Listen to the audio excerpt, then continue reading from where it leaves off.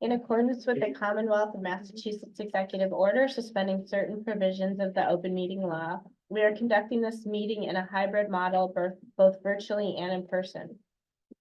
The Public Works Commission is conducting this meeting December 13th, 2023 at 4 p.m. Eastern Time on the Zoom platform and in person in accordance with the town's policy directive and guidelines issued on April 1st, 2020 and amended on May 7th. I ask that all Public Works Commissioners, town staff, and presenters activate their video and mute their microphone unless they have something to say or are participating in committee dialogue. For members of the public, when I open the meeting to public comment, in order to be recognized, please use the raise hand option in Zoom or the *9 by phone. If you are recognized, please state your name and you may state your address if you'd like.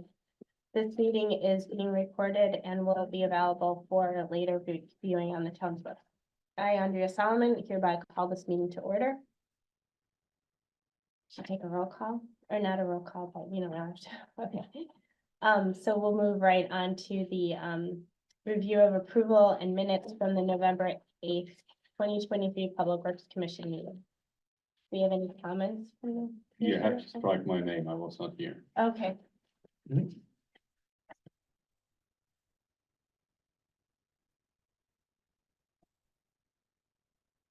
I move that we approve the minutes of November 8th, 2023 with the one correction just noted.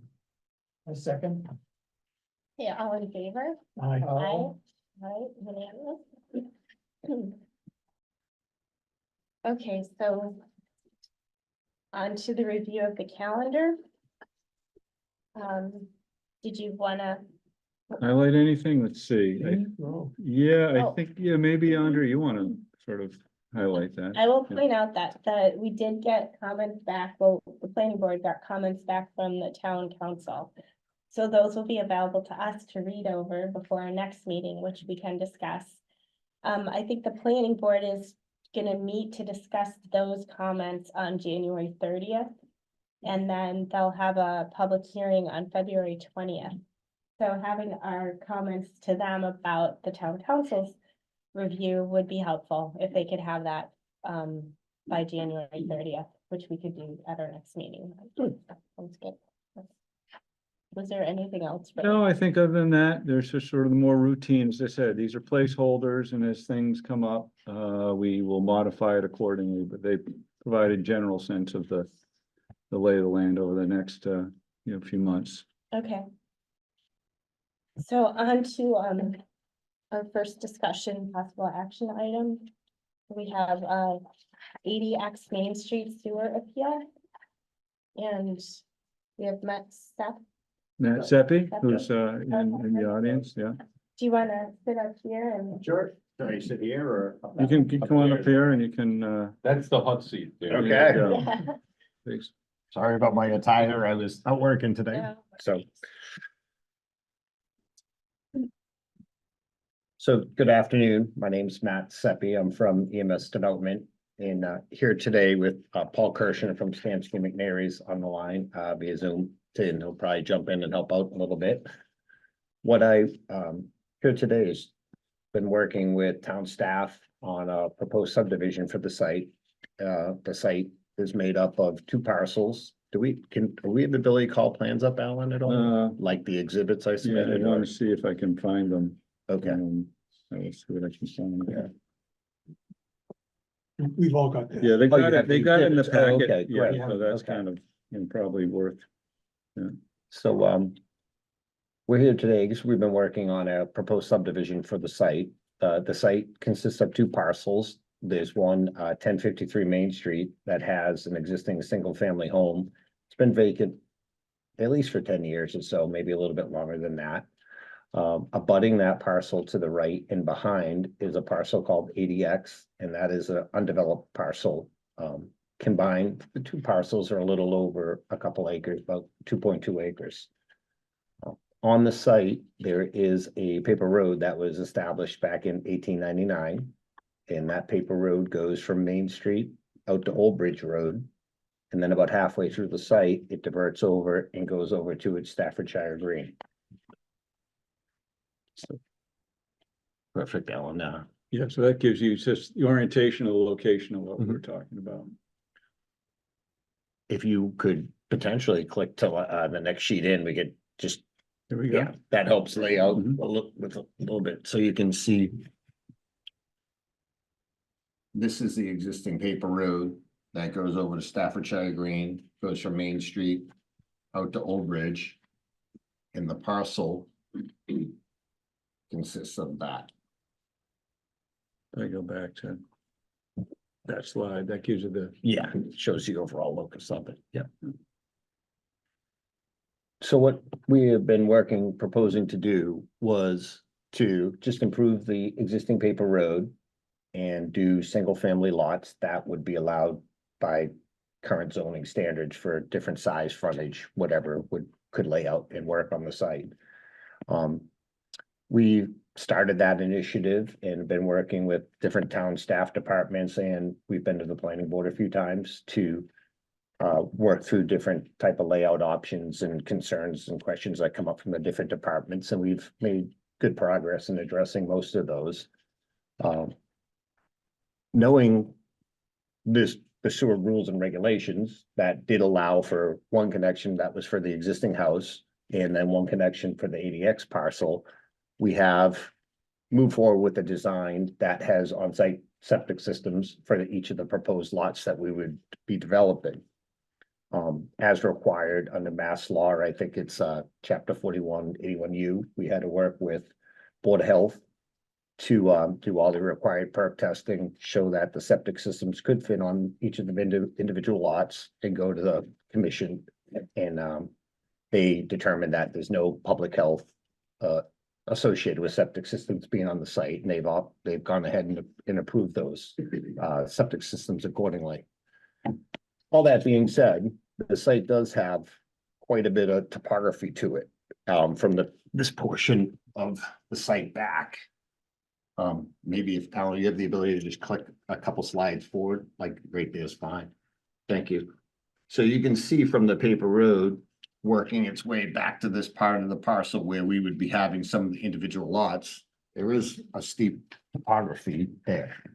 So in order for us to install the septic systems, it is going to require a substantial amount of additional earth removal and also some additional tree cutting that we would have to do in order to make those work. So seeing that and myself and feeling strongly that there could be a better way to look at how we develop the site, and also working with other town departments and some feedback from the abutters, Paul and I took a rough order of magnitude plan to say, if we were able to connect the individual dwellings to sewer instead of on the septic system, what would that do for a redesign on the site? How much less cubic yards would we be able to remove? How many less trees we might be able to remove? So Paul, if you want to take a minute, I might turn it over to you so you could walk through the findings of that effort, just to be able to show the commission. do we need the plan, or should I just, If you could go to the next sheet of the set, it might be helpful. Yep, this works. So, hi everyone, for the record, my name is Paul Kirshner from Stamps Game at Canary, here with Matt. The plan we have in front of us right now is our grading and drainage plan from the subdivision plan that is currently before the planning board. So this plan actually shows the proposed septic areas on each of the lots. The existing house, as Matt said, that lot would maintain its connection to the sewer and Main Street. But the remainder of the lots we have shown proposed septic systems. So this parcel is currently, there are a lot of trees out there. It's thicker in some spots, more sparse in other spots. But in general, you build a house, you need to cut down some trees in order to do so. And building septic systems only increases the number of trees you're going to need to cut down. Additionally, we're building a house on a steep slope like this. There is going to need to be some change to the existing grade in order to properly grade out, these lots, just from a constructability standpoint. Also, in an effort to provide these houses with some small yard. But the septic systems actually require more earthwork and grading than would otherwise be required, because there are certain limitations on the slope over your septic system, and also the depth that your septic system can be buried. So we can't just bury them deep under the ground and restore the earth. We do need to remove some additional material from the site in order to actually get these systems in here, while also achieving those other goals that I mentioned, grading the site properly just from a constructability standpoint, and create a little yard for the future owners. So Matt and I worked together to come up with a plan, conceptually, to see what this would change. Obviously the larger impacts, if we were to do away with the septics and connect the sewer, would be on the south side of the property, the left side where the steep slopes are, left side as we're looking at it on this plan. Ultimately, it would allow us to bring the house that's sort of on the bottom left-hand corner of this plan closer to the new road that we would be improving as part of this project. Currently, we have the septic shown in the front yard of that house. If we didn't need to put the septic there, we could move the house a little bit closer to the road. That saves some of the cut that we would need to do into that hill in order to build the house. So that, reduces the amount of material that needs to be taken off site, while also saving a couple of extra trees on the two lots next to that. So sort of the two lots to the top left of the plan, as we look at it right here, we're showing our conceptual septic systems to the rear of each of those houses. Doing away with the systems would allow us to reduce the impacts to our impacts to the grade behind the houses. So right now we're showing a fairly narrow flat area right behind the houses, about 8 or 10 feet wide. The numbers escape me right now. And then a short wall, and then a flat area where the septic would actually be. On our plan, I don't have it available to share right now, but we'd be doing it differently, where maybe that's more like a 20-foot backyard right adjacent to the house, but then we'd either do away with walls entirely, or build walls, and then we would not need to alter the grade upgrading of that. That's conceptual. Overall, the point is to say that building septics is going to require more disturbance. It's going to expand the work area and expand the amount of work that's needed. The planning board has asked us to come before the commission here to talk about this. Ultimately, based on the concept that I've produced, going to sewer rather than septics as we currently have here is going to save about 3,000 square feet of on the limit of work. We'd be able to reduce the limit of work somewhat, but the bigger number here, literally, and also just in terms of impact, it allows us to reduce the amount of earth removal needed by about 2,300 cubic yards. Now that's just first pass. It is conceptual, but it is substantial. Whereas, and that would be the total impact for the project, not per lot or anything like that. So a little over 2,000 cubic yards could remain on site that otherwise needs to come off in order to properly construct these septic systems. That's what I got. If you have any questions, please ask, or Matt, if there's anything I'm missing that you'd like me to note, I'd be happy to. Thank you. Thanks. So in general, I've tried to look at the site and approach it more from a perspective and working with Alan and his staff to say is what makes the best sense for the site. And Alan's helped in this in the past on other projects that I've done in town. For example, originally we were bringing the water in from Old Bridge Road, and then we decided maybe we'd bring it in from Main Street. But then after Ed and Al and I got a chance to work together and identify what's a better system and how we could loop the water, we're probably looking at coming in from Main Street over to Old Bridge. Then we're going to bring down the main to its Staffordshire, and we'll then end it at the property line and provide an easement there. So in the future, if the Staffordshire development ever wanted to, because they're not looped, they're a dead end. So if they ever did want to connect to that water line, they'd have the ability to do that in the future. So we try to look at it, not just what's going on with our project, but what else, can we maybe help within the neighborhood area?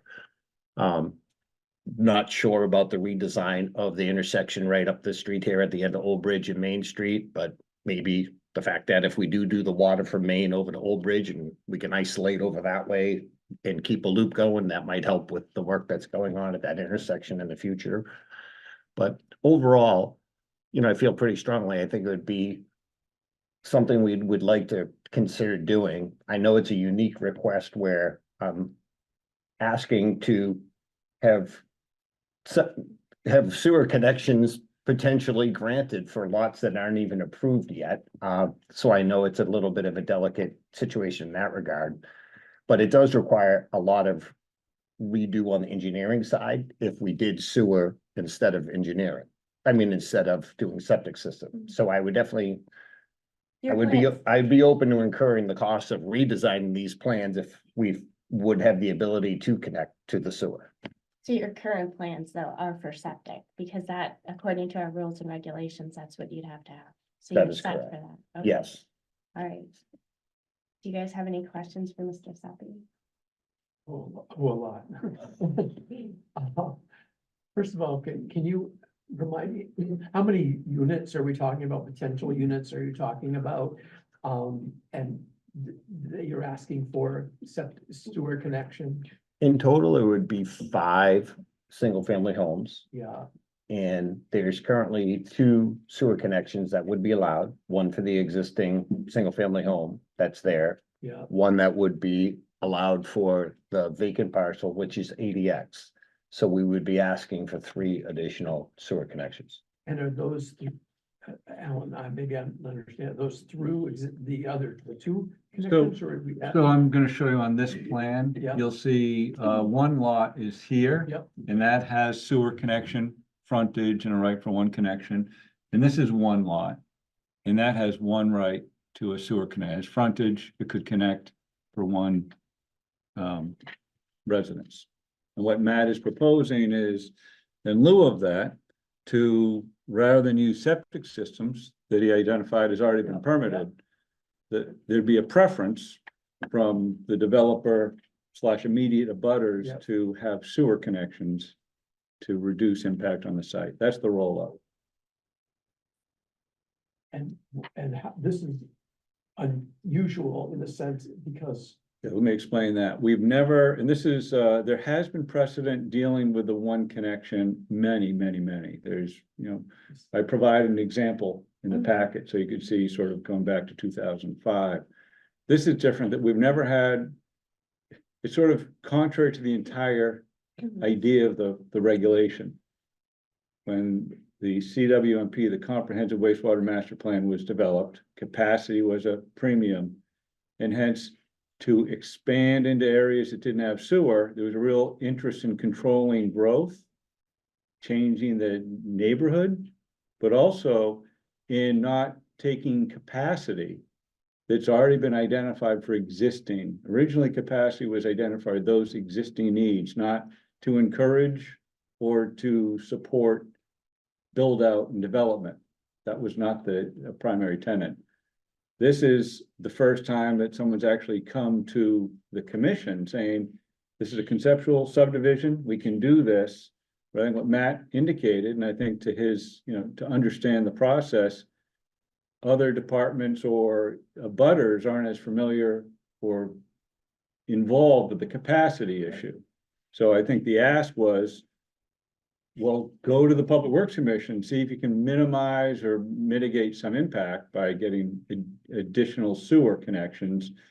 But that's really not what the regulation's about. It was intended to exactly not enable this sort of thing. And And it's to protect the very valuable capacity that we are. that's why we have the regulations, but it's 20 years later, and even just having Matt be directed this way, I think is a little bit of a loss of institutional knowledge or memory of why we have these. And it's understandable from a pure planning and maybe direct a butter impact.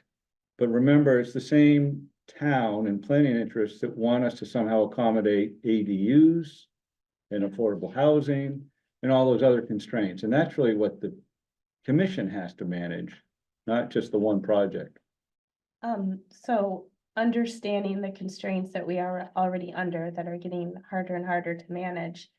I think this committee more than anybody else understands those constraints and then how they're narrowing. And we don't have any option really to expand that. So,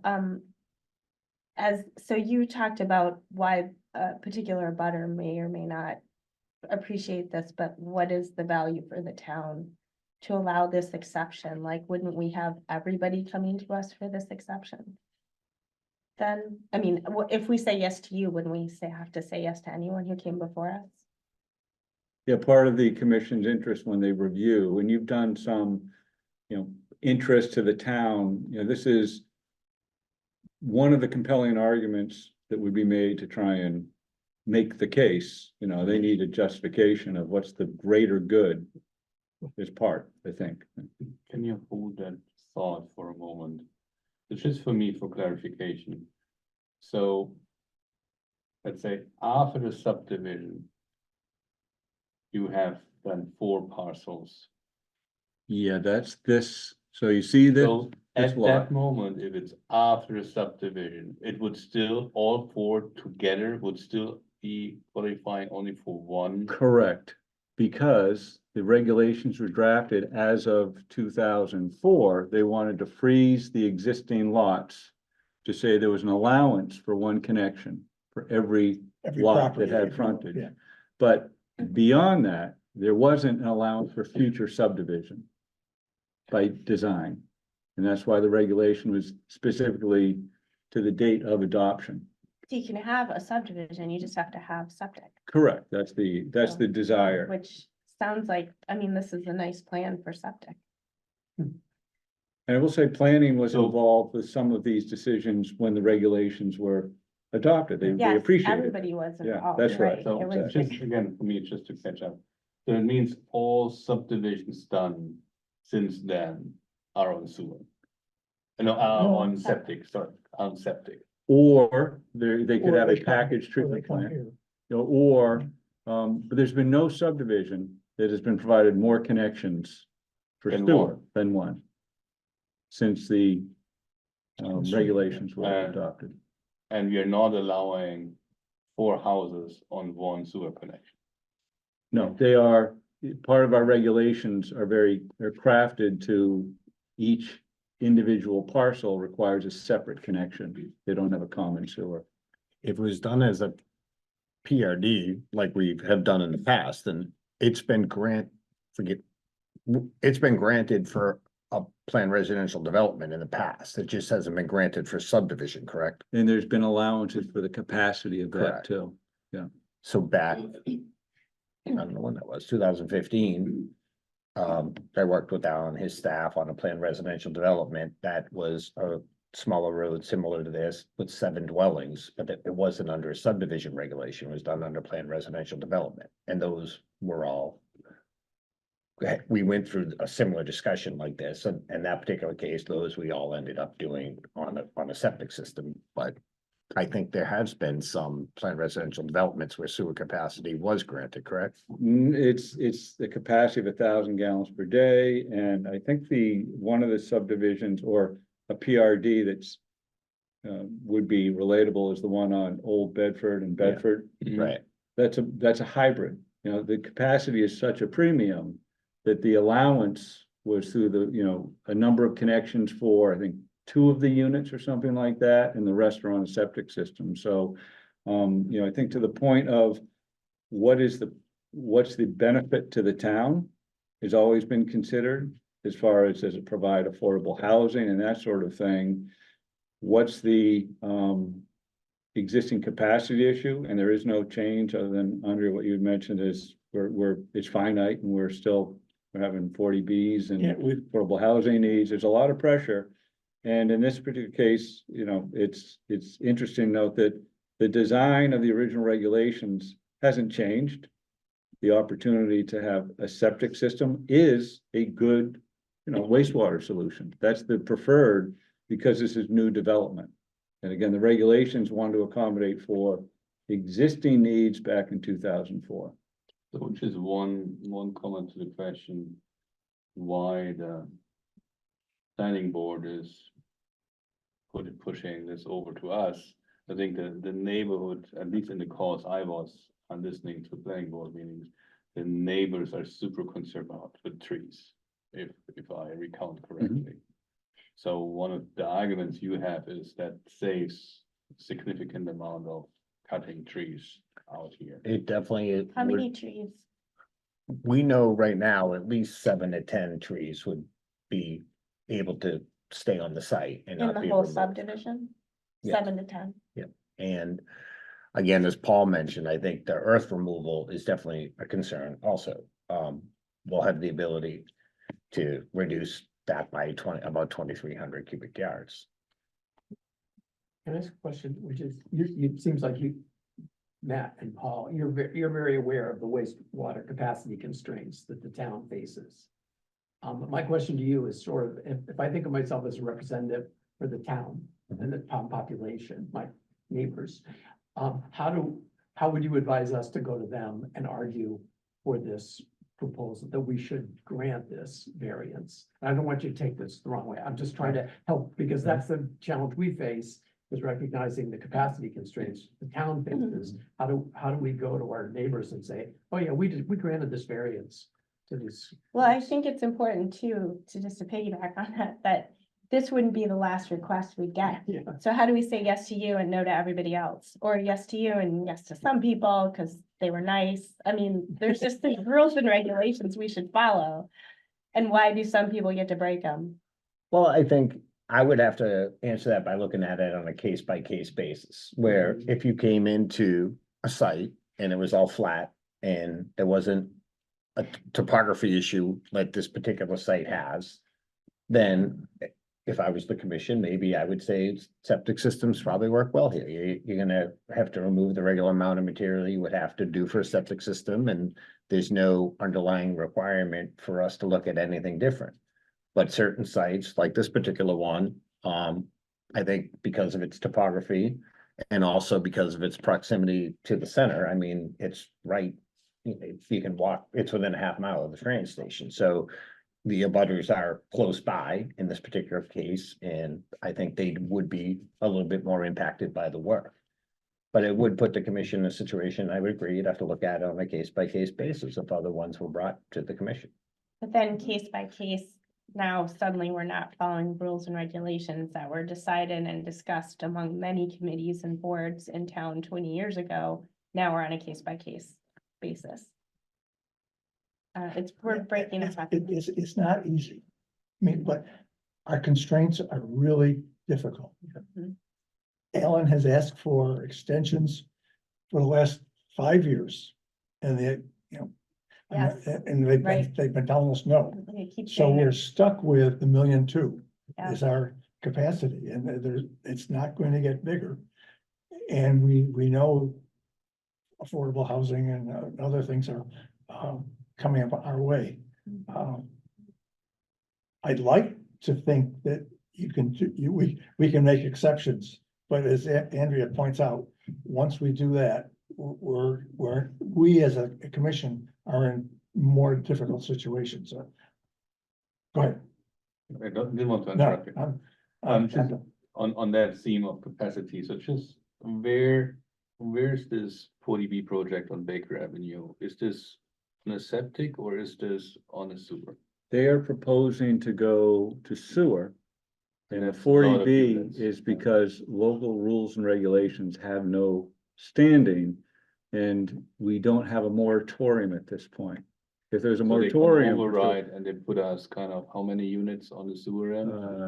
Yeah, something like 240 or something. And that's yeah. how It's a how many significant, gallons? so we have presently somewhere in the 100,000 gallons available Yeah. capacity. I- And they're somewhere in the maybe 30% of that. Hmm. So that's going to absorb, And isn't 30%. there another 40B coming near the golf course? that one is not near sewer. in order to be realized, that would be a packaged treatment plant. Okay, So, but in any event, we're talking about dwindling capacities and, you know, where there's a need to deviate from a plan, there should be a pretty compelling reason for it. That's for sure. And Matt knows this, and when you say we work, I give everyone coming in the same information. And I also tell them straight up, I don't think this is a great one, but I can't tell you can't make the case. And sometimes they say, I think this could possibly work. This one, how many gallons do you plan per unit?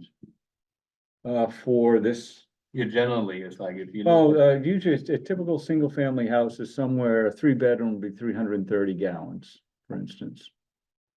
Per It's 110 gallons per bedroom. 110 per Yeah. bedroom. Well, this is breaking a huge precedent, so, honestly, I feel, my opinion is that you have a really great plan for septic and it works well, and, I don't see compelling reason for us to open up the floodgates to come up against our very, very narrow constraints of wastewater capacity. Does anyone else have anything else to add, or? I hate to cut down the trees, but it's. They can be replaced much easier than us getting more wastewater. Yeah, it's. We're gonna put 250 trees in next year. I was gonna make a joke, I'd say there'd be fewer leaves to blow. But in the way you're putting it in there, there's still enough kind of trees and bushes towards the neighborhood. Well, we're trying to, even though we're doing a lot of work, we are trying to reduce as much impact on the site as we can. Yeah. And the trees that we do have to remove that are on the individual house lots, we will be following the tree mitigation bylaw accordingly for those.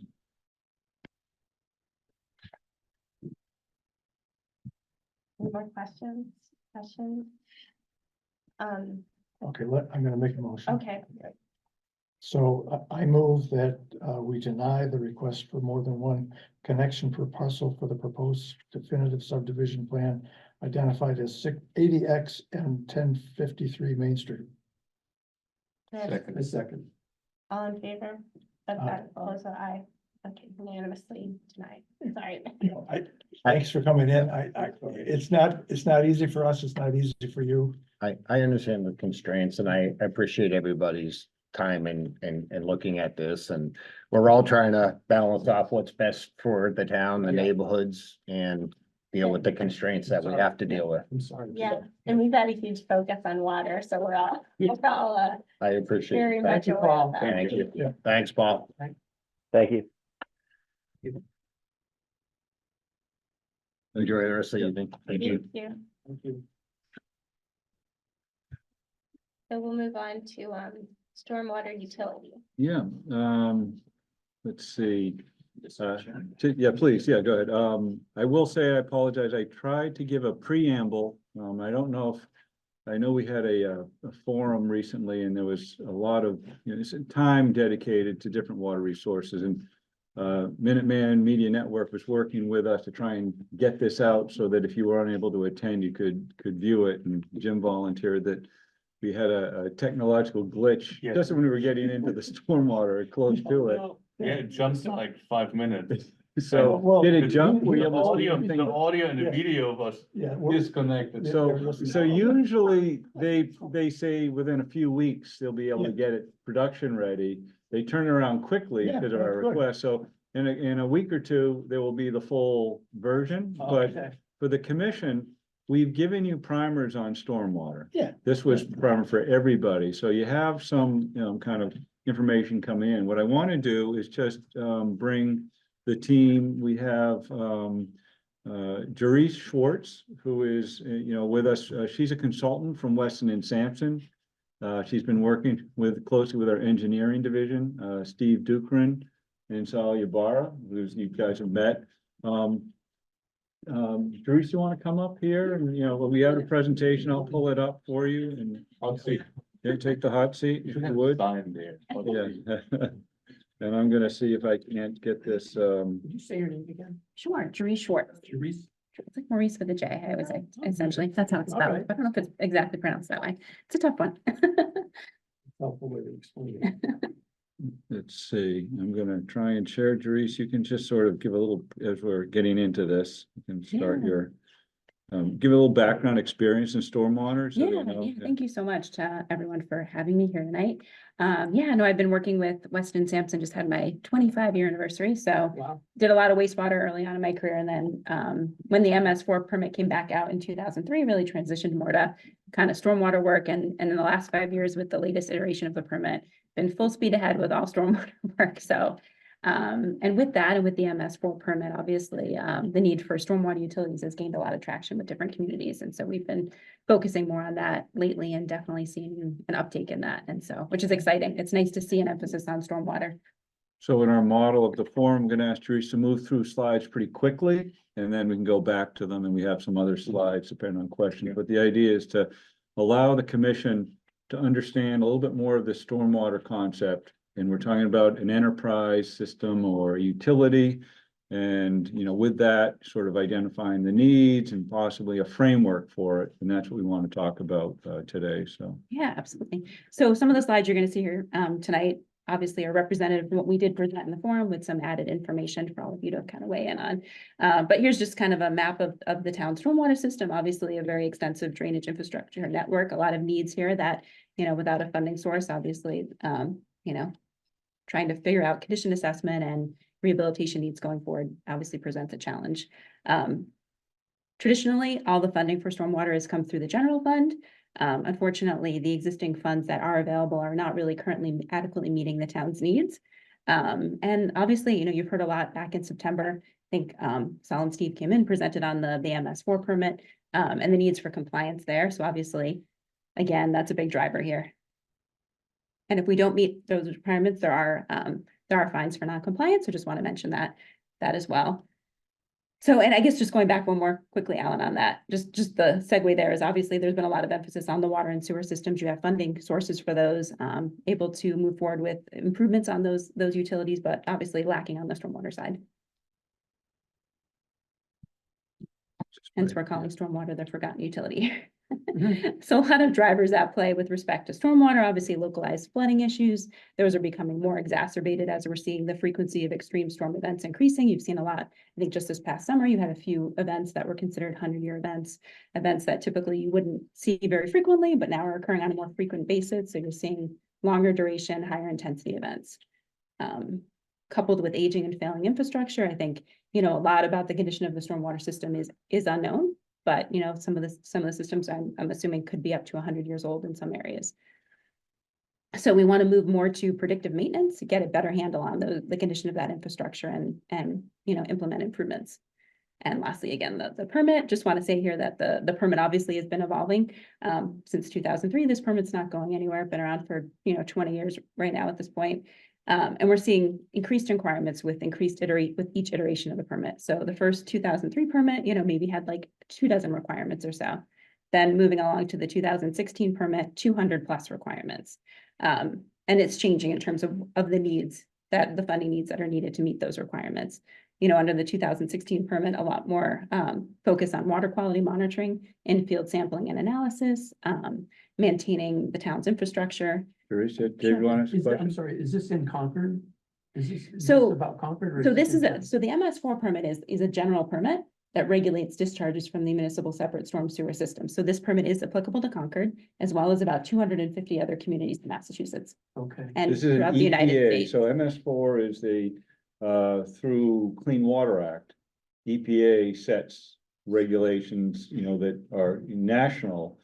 We've been put on notice, industry communities for 20 years that Yeah. stormwater hasn't been managed in a way that is environmentally friendly or recognizing the impact. And so EPA developed a program where they started out slow with notice that we're going to get, you know, we want education, housekeeping. Where are you? Do you know kind of what's going on in your communities? Low cost, familiarize. The 2016 permit was updated. It's supposed to be updated every 5. It's a 5-year Supposed permit. to be a term, yeah, 5-year but- permit. At EPA, that can be more, or, you know, never less, but often longer, but, Does each town get a permit? oh yeah, this is federal. And then the It's- permit is a each town Has to. gets a the permit standard. through EPA, correct? But it is a general permit.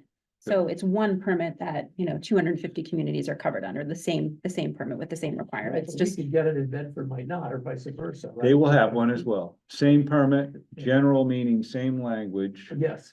The other- Seattle will have a permit. This is national. Okay. So this is through EPA. And everybody, not just Concord, was put on notice that this is a big deal. You need to be planning for it regionally, I see. they have different regions at EPA, but this is uniform across the country. exactly. Yeah. Incremental information, growth, expense.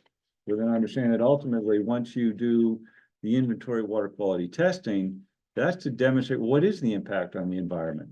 Not just, you might have one, general education, but start measuring this. And as you measure things, start taking corrective action.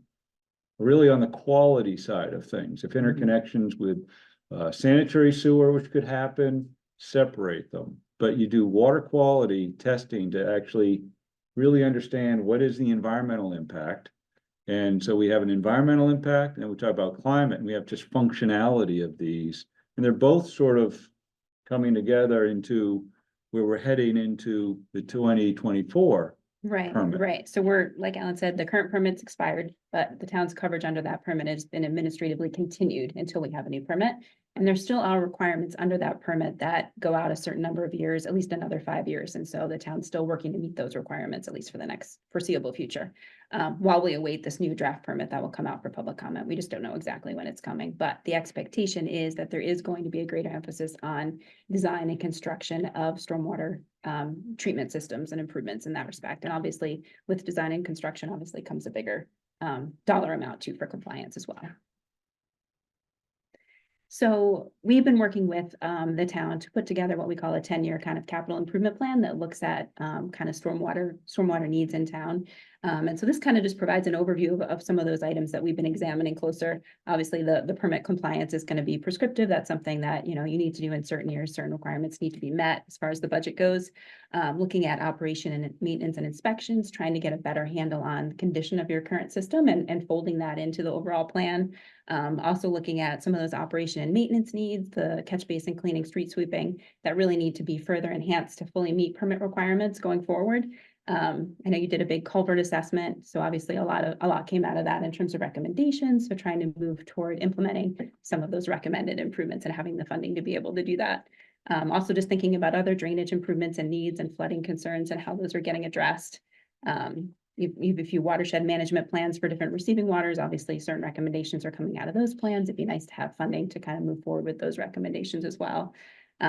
Thinking about obviously resiliency planning, those increased storm events that are occurring more frequently and having the bandwidth to further kind of evaluate the town's, system and also be able to improve capacity where that's a viable option. And then thinking about the real meat of this, which is the staffing and equipment, having those in-house resources to be able to meet some of these needs as well. And so we're evaluating what that currently looks like and how we see that going forward. And Especially on the most maintenance side. importantly, you're missing the fact is there's an estimated. Oh, sorry, annual- annual budget that we it- do have here, yep. All these needs, sort of trying to, what's the Yeah. cost to meet these needs? And so we're looking at and this is, Weston and Sampson's done this in a lot of communities, so order of magnitude, we're looking at a $1.5 to $2 million a year for a community the size of Concord to realize this. And, it's a preliminary stormwater budget because we don't know when it's gonna happen. We're not proposing a budget for this town meeting for review consideration. So that's important. This is just the basis of why are we proposing a stormwater utility is really the issue. Yep, and like we talked about, some of those items are prescriptive with respect to the MS4 permit and compliance. Other things can be moved around to a certain extent. But again, we want to get a handle on the condition of the existing system so we can build those other needs into the overall long-term plan eventually. So how would a stormwater fee work? So basically, it's a payment for stormwater management operation and maintenance that's provided by the town. The town is providing a service for stormwater.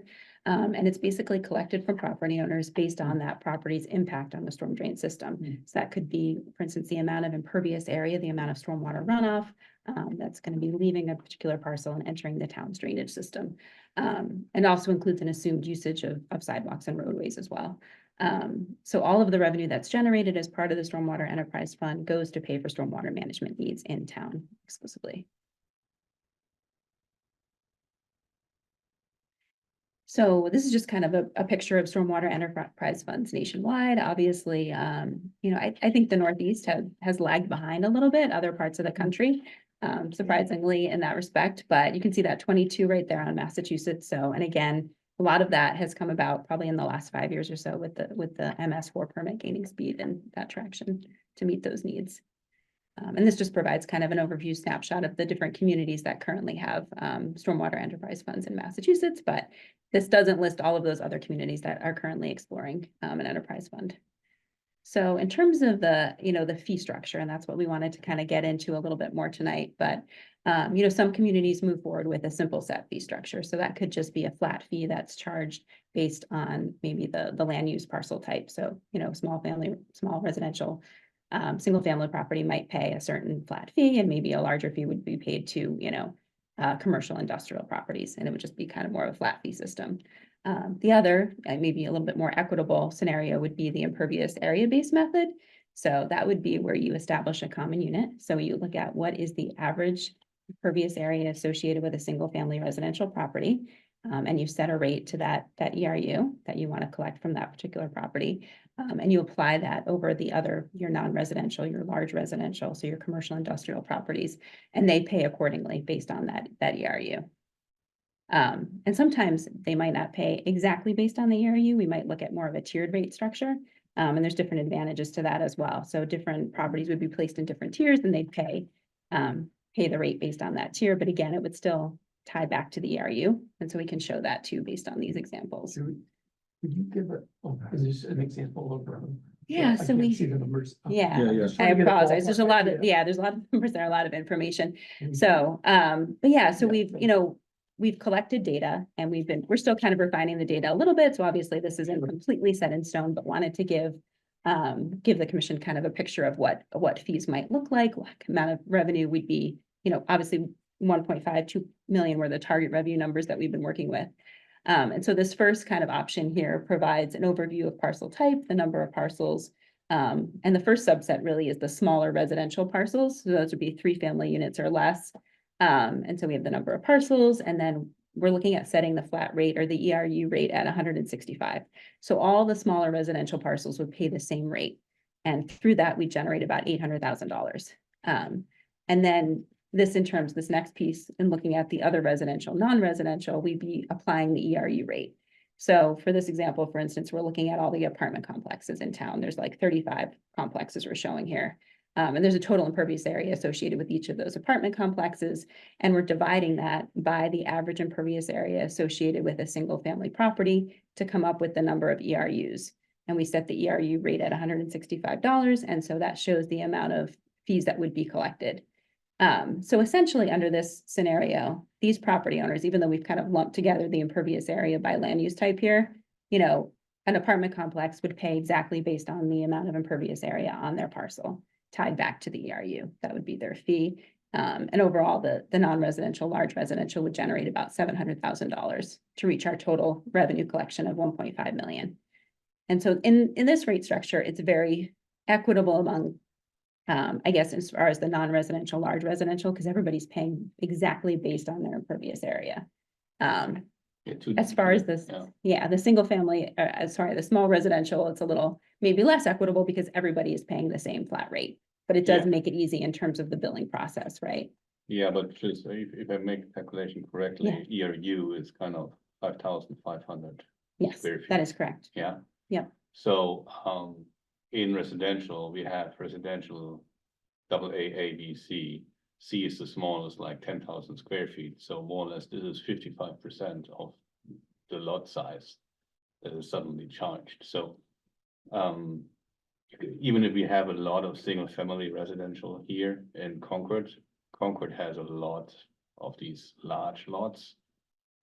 So So- I think you're starting to treat kind of a 10,000 square foot the same like a 3-acre lot. Yeah, With a mansion on it and a lot of kind of driveway and parking lots. Mhm. Yeah. Yeah, so, I would. no, and that's all, I so would- Sven, this is a table. Yeah. And, you could simply roll that up to, one line, with a total of whatever, this is where you start doing the sensitivity analysis of, Yeah. and it hasn't been completely customized yet. What Jerice is giving us is sort of a framework. We will be drilling in, and I just want to say, there's no, and then waiting for the big announcement. Yeah. Our goal is, and you'll see when we talk a little bit with the articles for town meeting, is to look at establishing this framework without the rates yet, because there's different models, and I'm gonna jump ahead to the articles. You could simply establish a framework based on experience. This is what a lot of communities have done. Let's just get the mechanism. Let's work on developing the budget. We just have a rough budget, but if we're gonna present a budget to town meeting, we really need to be able to support it. Then you look at, well, what are the rates associated with it? So Yeah, there's, but you're making it less equitable than a tax, Yeah. tagging it as on a property tax. Yeah, correct, and I think that's where, Yeah. no, when I say the model, this is a framework, and Yeah. these numbers. And, I think I if feel you're like gonna look this at the is like the next simplest one. structure, it's so we kind of simple present this structure first. to And in start. some communities, this is a great model, Yeah. but for other communities, like you said, there's more variability, And then and so if this you- may not Yeah, be as I think as that's equitable. one of the key elements is to make it more equitable. And that structure for me is It's not. less equitable than just having that section in the general Yeah. fund and taking it on the. Right, property tax. so I think it's very equitable on the bottom half, but not so much, like you said, for the smaller residential. And Fenn's point is Concord in every community, you have to look at Yeah. the unique nature of Of them. that. But, community. you've done this, and this has been done when you look at these other communities. Costing. There are, Sven, if you look, these are communities that have all sort of gone through the process and are going through, what I'll say, the details of, trying to right size it for each of their communities. So there's some models out there for us to look. I think right now it's just basically a very simple Yeah, rollout just trying to. without bring that- getting into I mean, the- even it's funny looking at Newton on there, they've had their utility for quite a while now, but when they initially rolled it out, they did a $25 flat fee for all the small residential and then a $150 flat fee for all of the non-residential, commercial, industrial. So, a university in town might be paying the same as a small supermarket or something, so obviously their rate structure has evolved and that does happen and everyone kind of benefits from all of that Yeah, one process. variant of that option could be to hang along our classification of residential zoning, to say. Mhm. Yeah. Residential C has a difference in B, and A, and double A. Exactly. That's a good point to That, kind of that you back that way. differentiate there without going, so if you wanna have simplicity Mhm. and billing, Mhm. that might be a way to Mhm. do it, to adjust for the respective lot size. Yeah, no, I think that's a great point. So this really was just looking at, like, we talked about that 1.5 to 2 million number. And so obviously the 165 we presented on the prior slide, but the 220 was just looking like, okay, if we increase the flat rate, the ERU rate to 220, that gets us closer to, the 2 million revenue generation in that target range we were looking at. So this is another option, and I will say we've, looked at various iterations of this option as well. And again, it's an ongoing process, but for option 2, this talks more about what you're getting at in terms of the, a more equitable fee structure for the small residential. So here we have 3 different tiers for small residential with the different ranges of impervious area. So tier 1 is 0 to 5,000 square feet. Tier 2 would be, more than 5,000 to 25,000 and then over 25,000. And it kind of shows the breakdown of the number of parcels that would fall within each of those tiers and what percentage of makeup that makes. And so based on this, we took what is the average impervious area associated with the parcels within each of those tiers that were generated based on kind of the natural break in the data. And so here we're looking at for tier 1, they'd be paying just 0.6 ERUs. So they'd be paying, just under $100. While someone that has, over 25,000 square feet of impervious area, those parcels would be paying, almost 6 times the ERU at a flat rate of around, 1,000. So just showing a So, little and more we have equitable. that data on hand In the GIS. in the GIS. Yeah, so and part of the discussion is going to be to what level in detail do you want to sort of drill into? Mhm. And I think this is we have the benefit of learning from others as far as what, discussion points. And I think that's where with bringing Weston Sampson with Jerice's experience, we have to find the right fit for Concord, but you can drill down to a lot of detail. And we have GIS information that could help inform it. But part of it is not just getting it right to begin with, but maintaining it. And then things that change and how dynamic it is.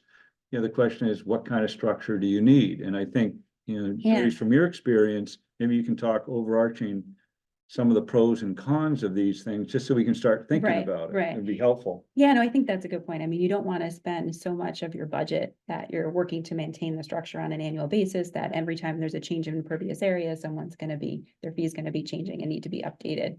Or their tier is gonna change. So I think to that extent, you wanna kind of simplify your system to a certain extent while making sure that it's equitable at the same time. But obviously the driver is that you want to be putting most of your money toward actual stormwater, you know, projects and stuff, of course.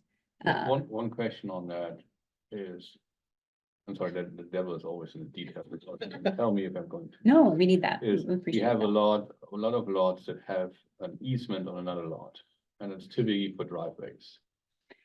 So these driveways are definitely the issue here. So Yeah. do they belong to the one owning the easement, or do they belong to the one owning land? You bring up a great point, because I was actually just looking, so and that's when I say the data's not final, because we're still trying to reconcile things a little bit and make sure, you know, correct for nuances like that. So, and for instance, I think it was Commonwealth Ave today, 211 and 217 or something like that, but this is just an example. Yeah. I just noticed in the data that, you know, it's like 2 single-family parcels, but then there's 2 parcels in between that appear to be municipal parcels that actually occupy a shared driveway.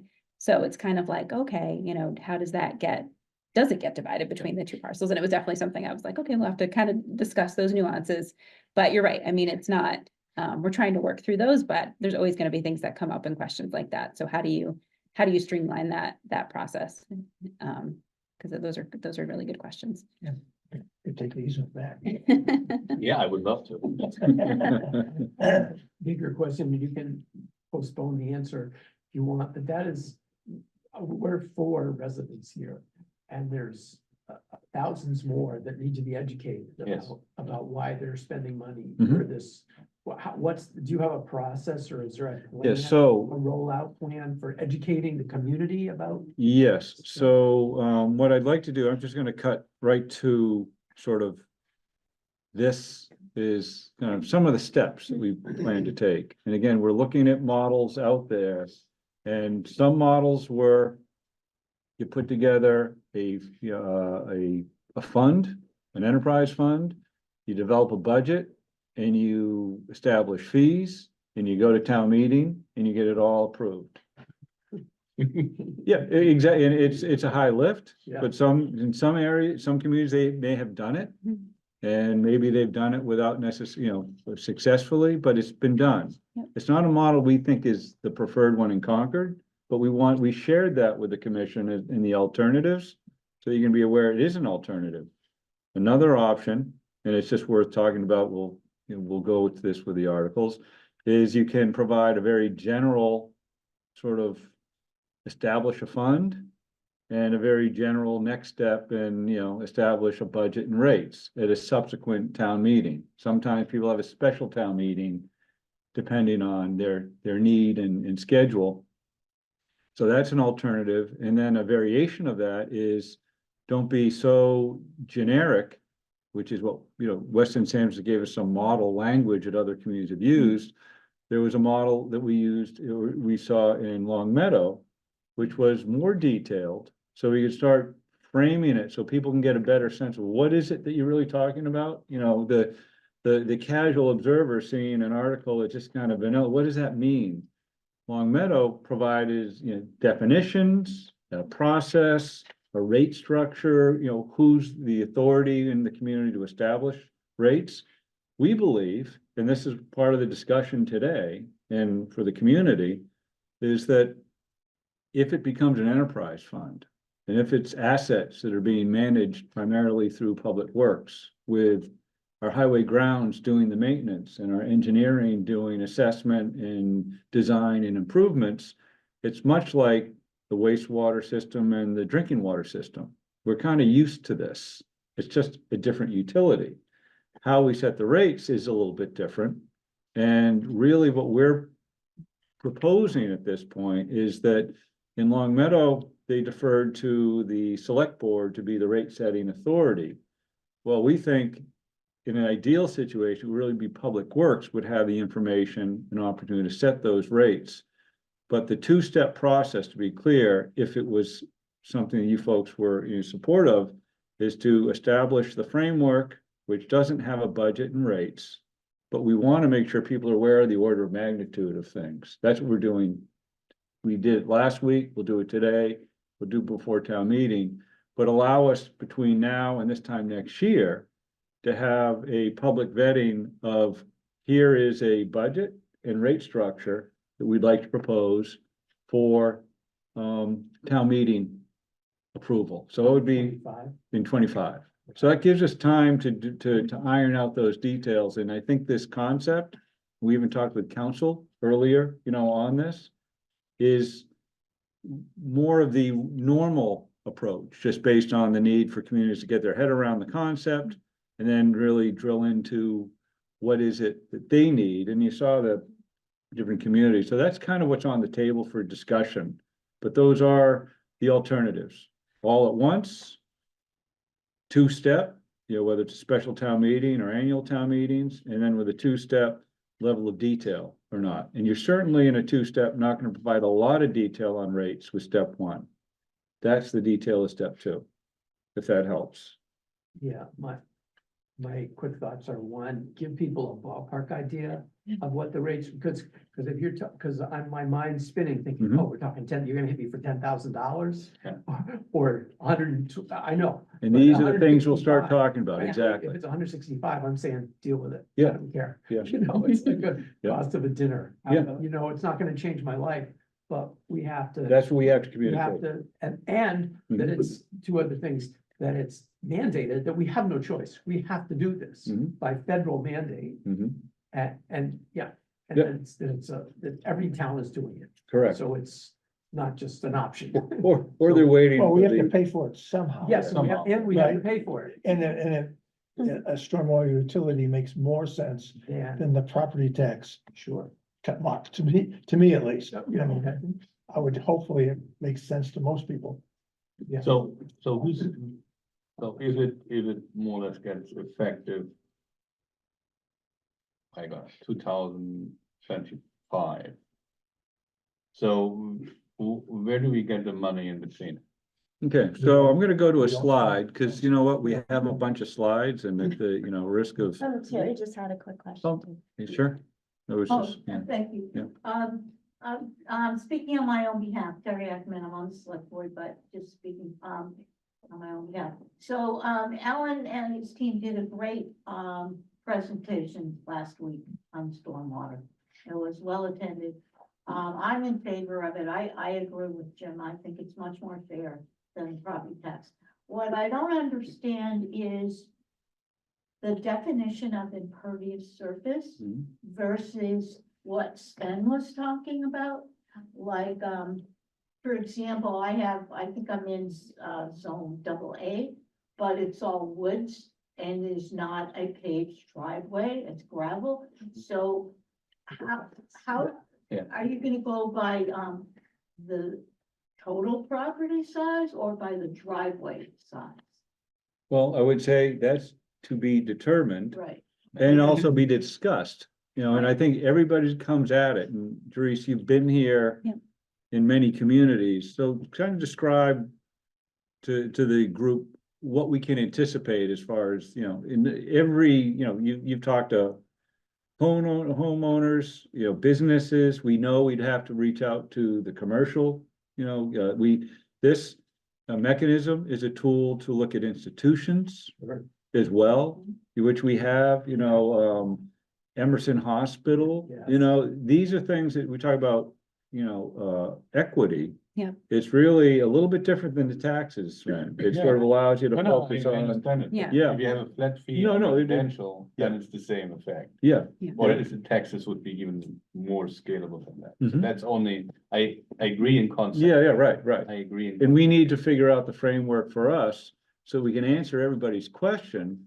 And whether, if nothing else, also understand to Dave's point, what order of magnitude are we talking about? Exactly. And that's really important. And Right. we've seen in some communities, some pretty significant fees have been assessed to residents. Yep, no, Right. that's correct, based on the needs of their MS4 permit. Yeah, They have very strict requirements under that. Phosphorus control plans related to total maximum daily loads that are in place to reduce phosphorus contributions, and to do that through construction of different stormwater management practices over like a 15-year period. And it's intense in terms of what they have to accomplish annually. So that's agricultural, then, phosphorus. Well, it's phosphorus. Yeah, well, different, I Things mean, that- yeah, different, look- different sources, obviously. Yep, but the target is for infiltrating that stormwater, and how do we? to infiltrate go but I back to Sven's question Yeah. on the existing funding, right? You asked that. I was just coming up. with a Yeah, I'm slide. just closing the loop Okay, on please, Terry. go for it. Yeah. So I think it's very important that people will understand what are we talking about? Yeah, it is the wood chip driveway or whatever Yeah. you have over Yeah, there. Yeah. impervious, Which what I- is it? Yeah. What I would assume it's not. Yeah. Mhm. Yeah, And we do have So- very detailed impervious surface and- delineations that were and then done and people will will be ask what made happens available. with the Yeah, runoff, is the runoff of the roof, yeah, is the roof counting or not counting? Mhm. yeah. And so it has to, there's a lot of education that needs to be That's done. right. Right. Which is why our recommendation is gonna be 2 steps. Yeah. We know we need, in Need fact, time. we need time. In Yeah. fact, this commission was the first to communicate that. So that allowed us to immediately go, we're not going with a 1 step. You know, and we're doing it, but Yeah. that's important. That's the process. That's why we come here. That's why we record. That's one of the reasons we had the forum, a lot of, water issues. That's why we're having this meeting. It's being recorded. And when people have questions, I'd love them to listen to what's been discussed and then come talk to us. And we need to make, opportunities to have that outreach and understanding. That's been made clear from this commission back when we first talked about stormwater in September, I think but I would also say, she said in the forum, this concept has been flagged through the MVP or which study? The 2020 climate action study is identified as a real issue. And we're talking about environmental impact, but with the climate action, its failure to do things may result in more catastrophic impacts. So it's like Envision Concord, it's like the climate action. We're trying to do things with our eyes open, and our job is to educate and give information, and then, I think be creative enough where it fits and works for Concord. And it will not be a universal, everybody's not gonna raise their hand, but the majority is gonna be, what town meeting's about. And our job is to put the information in so people can make, good decisions. Definitions and things like that, it's all part of what we need to be doing, because our problem is we're into it. And you impervious cover. Well, what does that mean to the layperson? We need to explain that. So I think that's, but to spend to go to some of we've been paying, and I want to also be clear, when we talk about budgets, 1.5 to 2 million, it is inclusive of some things that we're already doing. Now, our highway grounds group already does maintenance. Not a lot, but they've been ramping up. And it's partly to comply with the MS4, because there's requirements to maintain your system. And partly because if you don't maintain them, you're gonna get backups and problems are gonna get plugged and they're not gonna function. And when they don't function, roads, sort of flood. You have damage to your infrastructure. So we need to kind of look at what's the existing level of effort that's presently funded through the general fund. And what do we need to expand to actually realize a viable, sustainable program? These numbers up here represent actual investments that have been made from FY19 through, what we have through 24. One notable sort of exception is you can see the allocated funds was this one here, the 600,000 at Sawmill Brook Culvert. That was the emergency failure on Monument Street.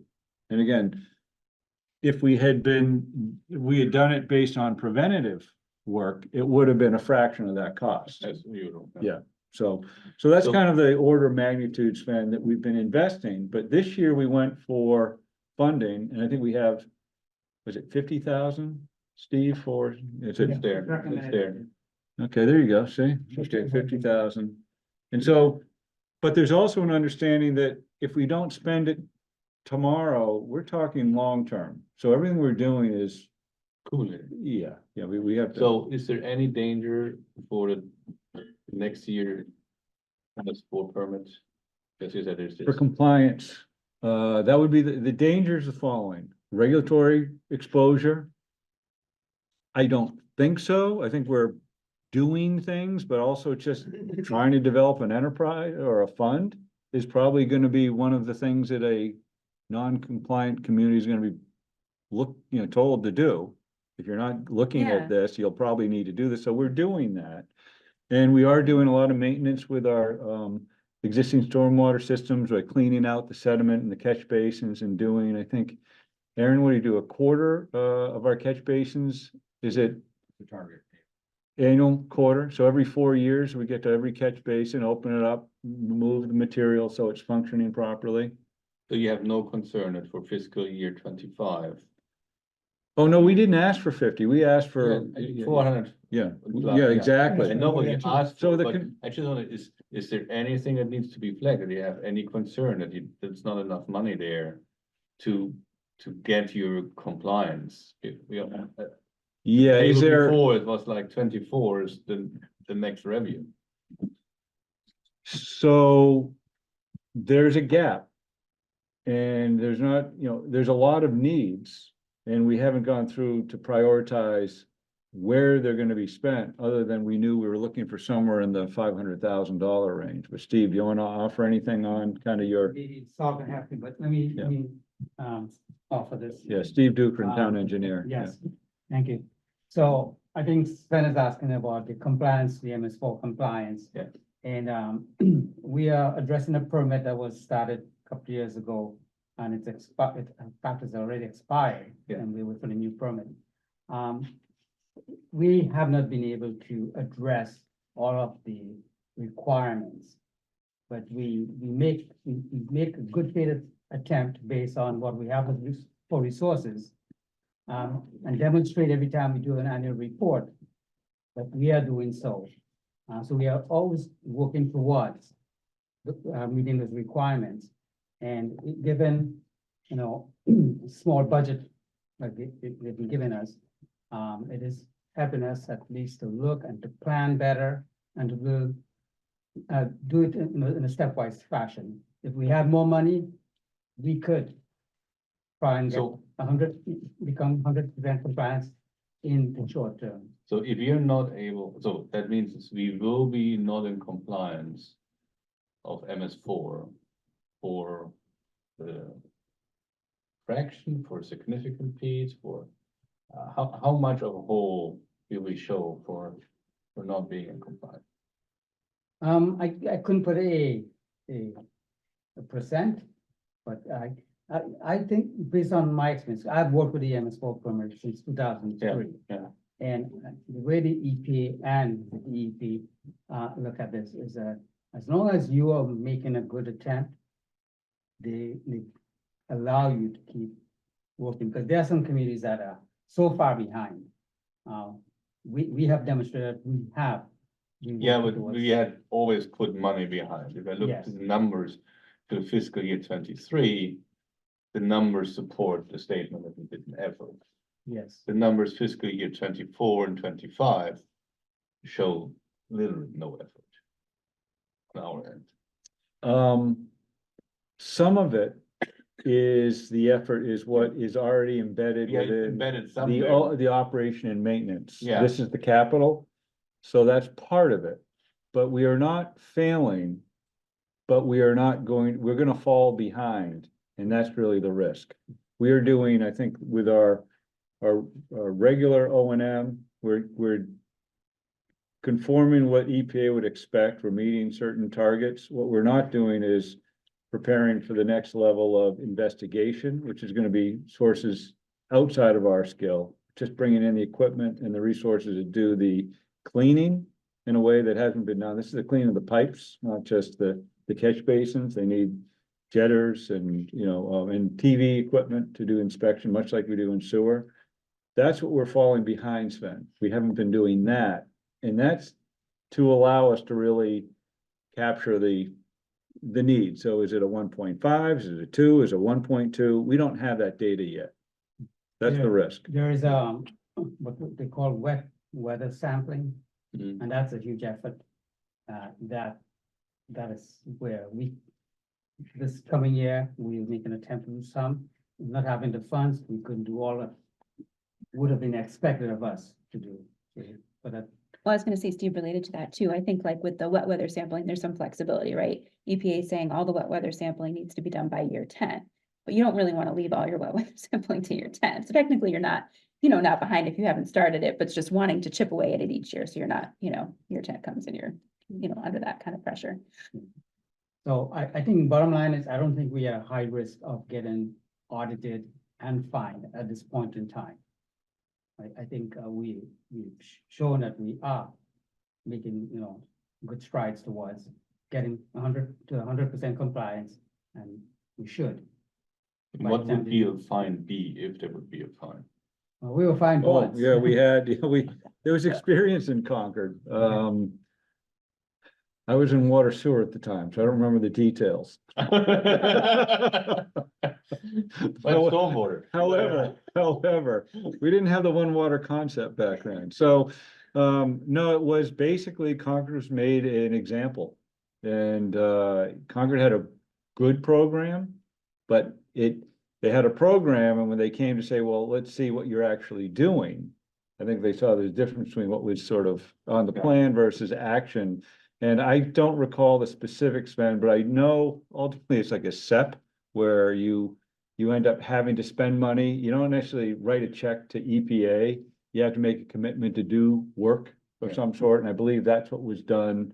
And I'm guessing in the 2007 timetable, but it was Concord, another community, and it was done in a way to make an example. Yeah. Yeah. That was the intent. And so right now, Concord's example is, we're doing a lot of the right things with our integrated planning, with sort of just flagging and doing the assessments of the culverts. We are doing good things with the resources we have.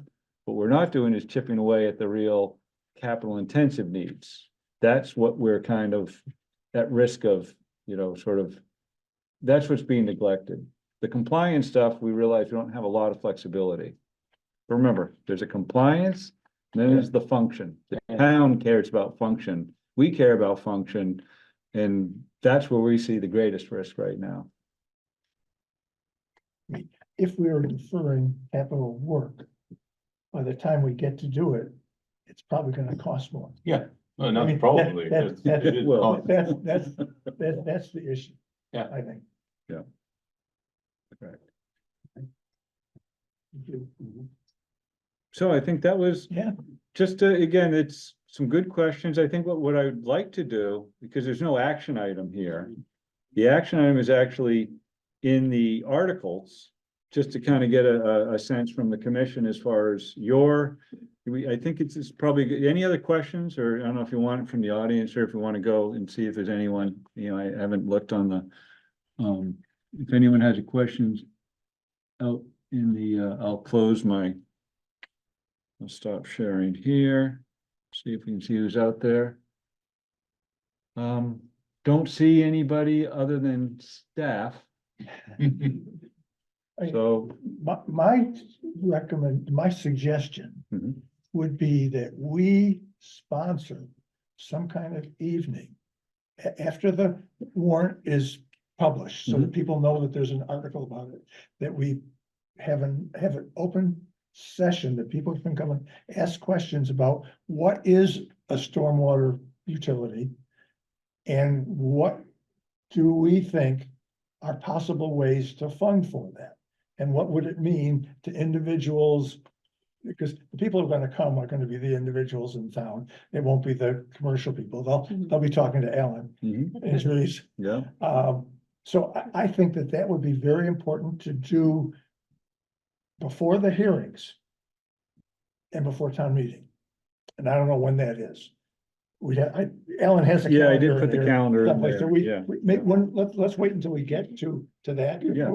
before we talk about it, but Sure. that would be my thought, and I hope that the other commissioners would be thinking that'd be valuable. I mean, Yeah. we want to learn as much, I mean, we know an awful lot more than the average citizen, Mhm. but we don't know a lot ourselves. And so if people ask thoughtful questions, that will get us, taking notes and trying to get more information ourselves. Yeah, I think that's a great idea. Right, and just to summarize, I think the path you're thinking of, which I would be supportive is, just do the two-step approach. Let's talk about that next. We'll get into so if we're good with the presentation, what I suggest is, Therese, thank you. Thank you, Drew. Yes, Thanks, thank you, Teresa. thank you again. Thank you. So, one final question to you. Sure, From sure. all the examples how other towns did it. Yes. What are the one or two or three things where you said, don't do this? Don't do this. One thing is just surprising, because even when you're talking about like having more public engagement sessions, and I was really impressed with kind of the attendance and the participation at the water symposium, but we don't get that in every community. So sometimes, I mean, we might have a series of like 4 meetings, in a given month leading up to town meeting, and we'll get, unfortunately, very low participation.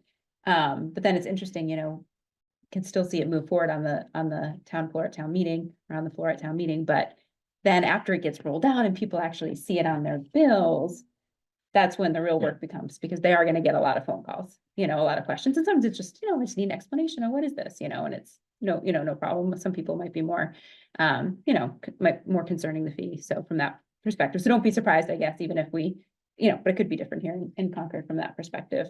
I'm just trying to think anything else, I agree that I think, keeping it as fair and equitable as possible is important.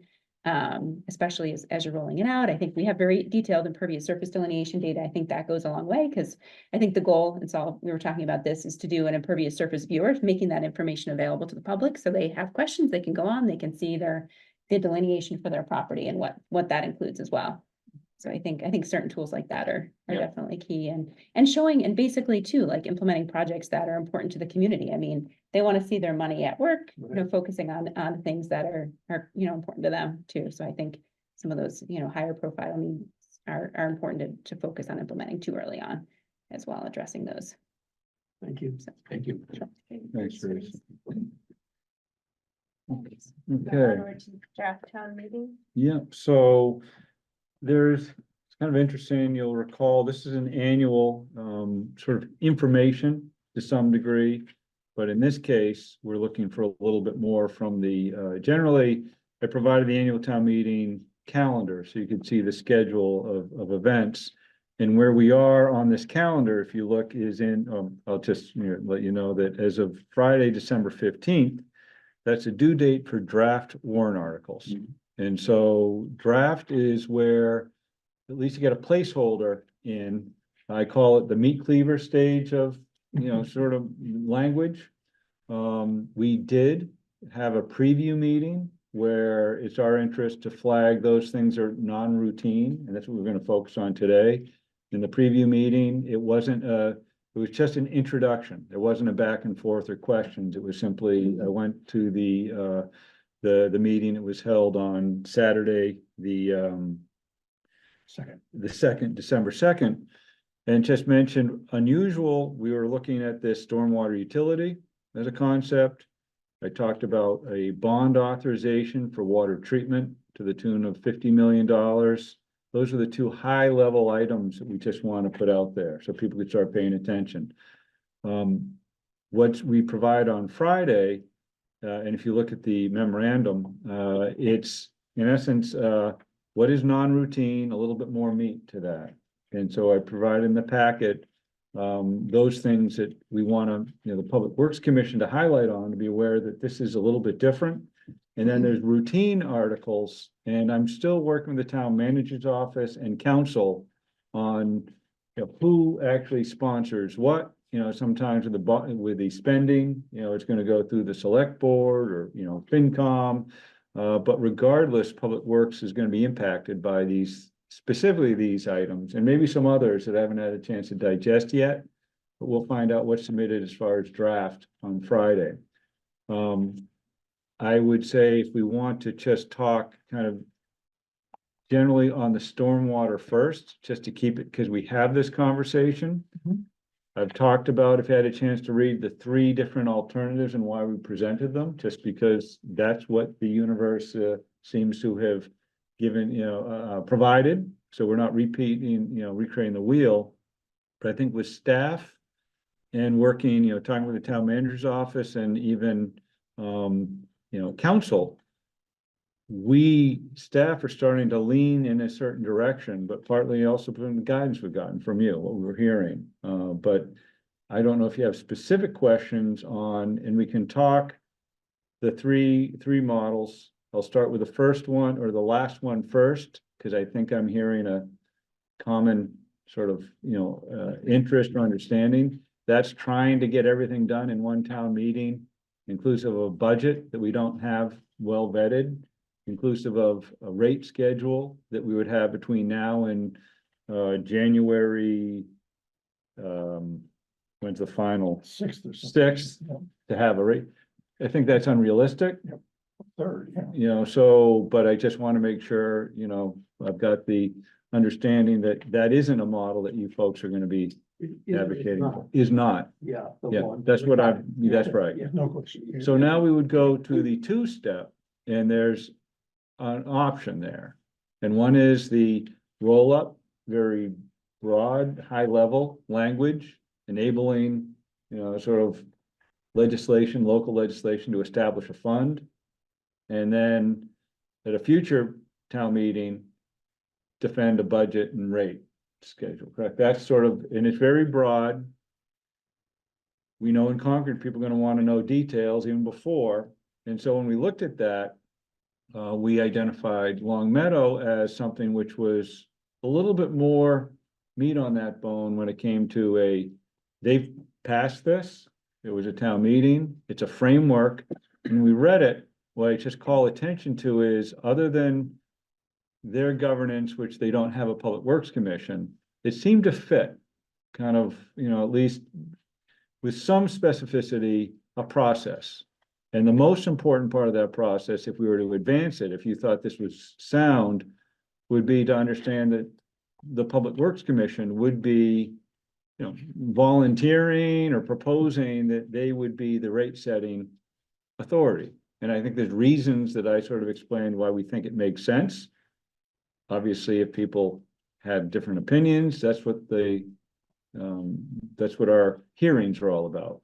But it's, this is my sense of what is, could be palatable. And I don't know if you want to talk more at length about it. Again, it's a framework. When you look at Long Meadow, I wouldn't focus on the rates, because that's what we're going to be developing over the next year. It's the other governance that we're flagging, but primarily Public Works Commission being the rate setting authority is really important. Okay. One question I'm not clear about, it's buried in here. Here is the idea of calling for a special town meeting for this. Yeah, that was if we really wanted to fast track. I'm Yeah, not in favor of the town. Exactly. Extra town meeting. Correct. Just for the record. That's good to know. Just to, we do it 24, you give the big picture, you explain what's coming, That's right. why we have to do it. Yeah. What the costs are if we don't, and $600,000 is an example of what can happen if we don't do it right. Mhm. And then the following year, you get it passed with people, with the numbers. and Correct. The rate, set the rate, to put the structure in place to start collecting money. Yep. So that means option 1 that's the 2-step thing. It's the 2-step. Yeah. So what I struggled when I read that on the weekend Mhm.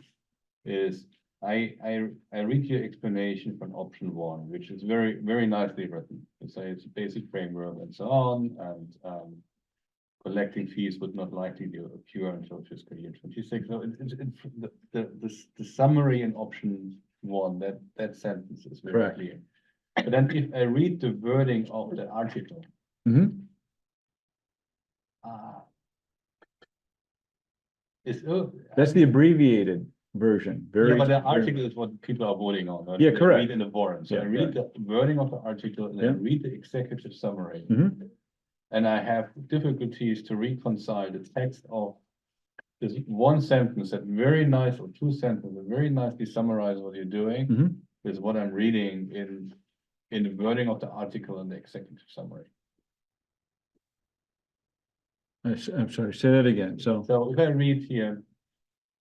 The seeker, the town will vote to establish a stormwater enterprise fund to accept the provisions of chapter 44, section 5, and so on correct, of the Massachusetts General Law in order to authorize the establishment of an enterprise fund known as stormwater to effective July 25th, 5, and take any other actions relative here. Mhm. That doesn't say anything about it. There is kind of a future meeting where the budgets and rate setting authority will be set. The article can't say that. Information about the article can say that, but that, Yeah, but it's not in the information. If you read the executive summary, even there it's not in. I don't say, I agree. Yeah, so it needs to be then in the executive summary or explanation that this is just a first step and that there will be another one coming in the following town meeting. So it's somewhere. or a subsequent Well, town meeting, yeah, right, yeah. Under option one, Mhm. would something like what Long Meadow? put Yeah, this there would be, Would be, this would would be be the it. language, yes. yes, Okay, so- this would be So the included. language would be there. The language for Concord's stormwater utility. So this is the alternative, Sven, we gave you the roll-up, but you're saying, I think I understand the executive summary doesn't provide sufficient information. It is a That, two-step the approach. two-step approach, correct, I hear you. Yeah. And it does, you're right. Yeah. But we can Because otherwise correct you're it. opening yourself up saying, oh, we are authorizing an enterprise fund. And you have a blank sheet, take any other actions related here, there too. You could even say you don't need to go back to the town meeting with that article. Yes, but we are, what I would suggest is we wouldn't be proposing this language for Okay. a lot of reasons. Okay, We'd be proposing which, this, like, the Long Meadow is the model that we're recommending. Well, the difficulty I had Yeah. was the section on rates. That's right, because that's already predetermined. We Correct. will not have that. We will have So to, there, it would say rates and then it would be to determine. exactly, At a future town meeting. correct. Okay, And we'd be working with council on this. on how Yes, to. and how to how to say it phrase it correctly. properly, Yes, correct. okay.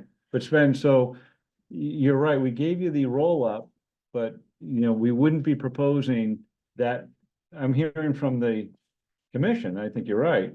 That's too generic and open-ended and you don't like the sound of that. We agree.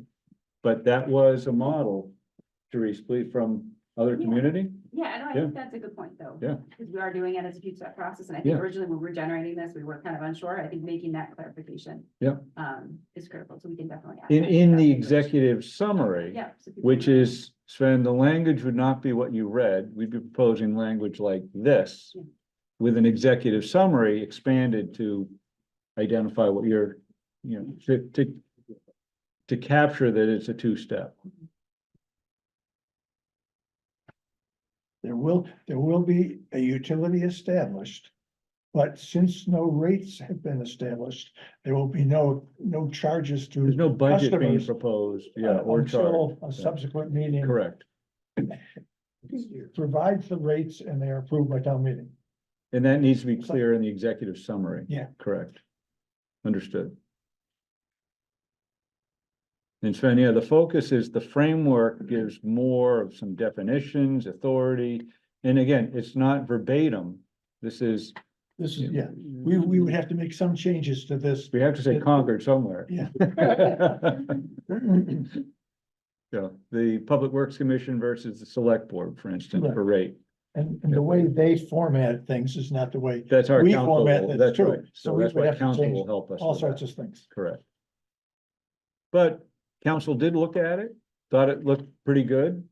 Engineering, looked at it. So on point of, and I think the clarification will help, Yeah, but state law requires that you have a town meeting to approve the budget. To approve the budget, correct. So that's why it will go back. But Sven's point is, it's not apparent. The budget, not the. It's the budget, correct. It Not needs to be fees. approved at town meeting, correct. Okay. And obviously, what we propose is there would be a rate structure that is in place, that's been vetted, that's being recommended. So you might have town meeting authorize the budget. We know what the basis of the rate structure is, and then the Public Works Commission would then have Establish. establish Yeah. it. So, and you feel comfortable to rewrite this thing till. Like Friday? No, by the 3rd of January. Oh, yeah, Yeah, oh, yeah. and we see this before then, or? December, not by January 3rd, no. But the final for print is anyway, See, what, January 3rd is about when you've got to have it. that's right, that's the, when you the look at warrant this, closes. the, Wednesday is when the warrant closes, so. no, but you normally have, you can still edit till. Oh, hold on. Deadline to submit to the printer. Yes, but Sven, I've also been advised, when I said the meat cleaver, that's January 3rd, then it's a scalpel after that. Commas, words, not substantive changes. Yeah, you're not changing, say, the spirit of the thing. That's right. You just. Well, you've had some experience, Yes. right, yeah, so. I tell you what, maybe we need to ask you. No, but I think because we've already sort of had some conversation with council and looked at this as a model that seems to be in keeping with where we think we need to go. We'll be Right, so, finalizing this so before the, actually, you're thinking about option 2, we Yeah, are not thinking option about, one. which has a more detailed framework. correct, Yes, Okay, that, yes, that makes it better yeah, than 1. yeah, yeah, so. Option 2. I would somehow appreciate, I know, at least for our information, Mhm. once you get to that version Yep. around January 3rd, that is at least circulated to the commissioners, sure, yeah, Should not be yeah, a problem. yeah? yeah, Because it, as he says, it's finalized then. Yeah, and, Except for the grammatical issues. and if we there's we could have a something, special meeting on the 1st. if there's something Sure. Oh. in the morning. The third- 6 a.m. The 3rd is a Wednesday. So that's up to the chair, really. Yeah. So I No, think, I think we're we're Okay. comfortable in that. Yeah.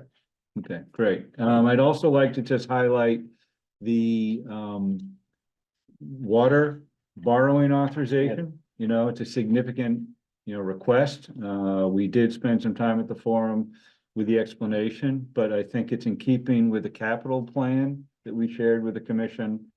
This is the enterprise for water, and the fact that we're looking at a $50 to $100 million needs over the next 5 to 10 years. But this is more driven by regulatory compliance than anything. It's treatment to meet Safe Drinking Water Act. So, Alan. Yeah. Does the PFAS mitigation Mhm. include the 2 wells? that- Yes. Okay, It does. because at first, I just saw it says NACOG. But this is in As fact, well as, Also the And two- water correct, the two- supplies, yeah. there's an S in there. okay, So I think in that, whatever the explanation is or summary below, it has to be clear that this is an enterprise budget. It's not affecting the property tax. Mhm. But you probably need to be prepared for the question is, what does it mean for the fees, the water fees, for water rates? gonna Yeah. double in 10 years. Yeah, and Yeah. we've started Yeah, that but- message and we will Yeah, we- continue that. Yeah. No, Wanna you, get you, better? No.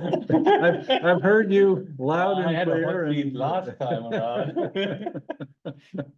Well, okay, just asking. Yeah, well, victory is victory, it's, So tell us about Sudbury Road. I didn't understand what. that Sudbury, was. so that's another one. So the nuance with the easements. We don't have them every year. And in fact, I've been working with council. Steve and I had a conversation today. There's a couple, it's mechanics more than anything. So the need for an easement is Public Works has been working with some private entities where there has been development or improvements that have benefited both to some degree. And on the Sudbury Road, there was an opportunity to partner with a property owner to make improvements of a sidewalk that would have been otherwise. Oh, okay. It's between the library and the, This is over off of, by, what's the business there, Steve?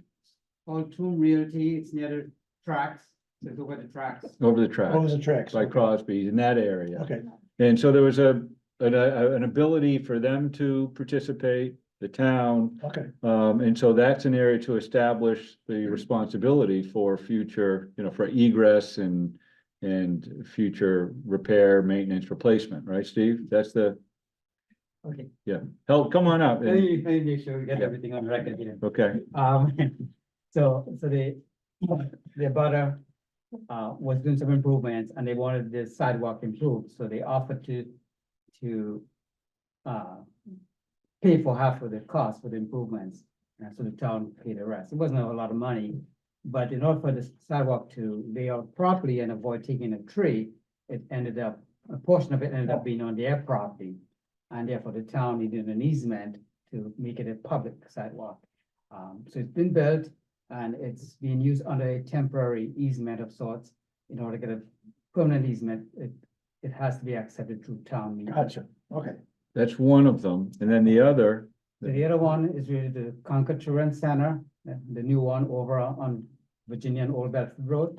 So they are there, they have occupied this spot. In reviewing their plan, we observed that an existing sidewalk on Virginia Road runs on their property. And so we made it a condition that they give us an easement, so it's now legit. Yep, so it's all, Right. And, so that too has to be accepted through town meeting. okay. Is there any problem here with the precedent? no, this is actually, we're doing it the way council is providing recommendation, precedent. I'm not sure if it's always been done this way, but this is technically the appropriate way that. One other easement issue, and this is sort of in the mechanics. They're recommending, we have occasional improvements or extensions of water sewer in private ways, or we need to go through property for connections. And they're recommending that rather than a separate article for that, we would simply amend the annual budget request and put in a provision in there as well as to accept easements as, needed. So that it's just something that can be done as part of our, routine, but it captures it within Okay, town so- meeting. So staff can do it, Exactly. this town meeting, It doesn't in the require article town meeting. has It just said, authorizes. go ahead and do it. Exactly. Okay. that So makes those are the three items that are less routine or non-routine. And otherwise, the others are just what we call kind of placeholders to allow us to, town manager to, spend money on the enterprises. And there's nothing really I'd sort of flag, we could just, let's see, there is we carried the capital plan, so you could get a sense of what is going to be, presented for public works. And that's just information purposes. And if there needs to be support, we'll likely be speaking to that if there's questions. So I wanna make a couple of comments on that, Ellen. Just for the other commissioners. I went back to our October Yeah, that was my next question, yes. meeting where the capital things were provided to us, what Public Works was requesting in the town. And the very first item under engineering, $676,300 was approved. $1,929,000 was the amount that Public Works thought was appropriate. So the rest of them under that first thing were the right amounts. The next one under engineering is the one that's getting hit. The next one where it says $3 million. It was actually $6,571,000. So we all know that it's hard to get more money in the budget, but that, alone, I think just the road management was 4 million. And, we got 3 million for that, pavement management and parking lot and pedestrian safety and traffic improvements. So I will, How was facilities? I'm sorry, How was the last one? oh, you only lost $70,000 Okay. under facilities.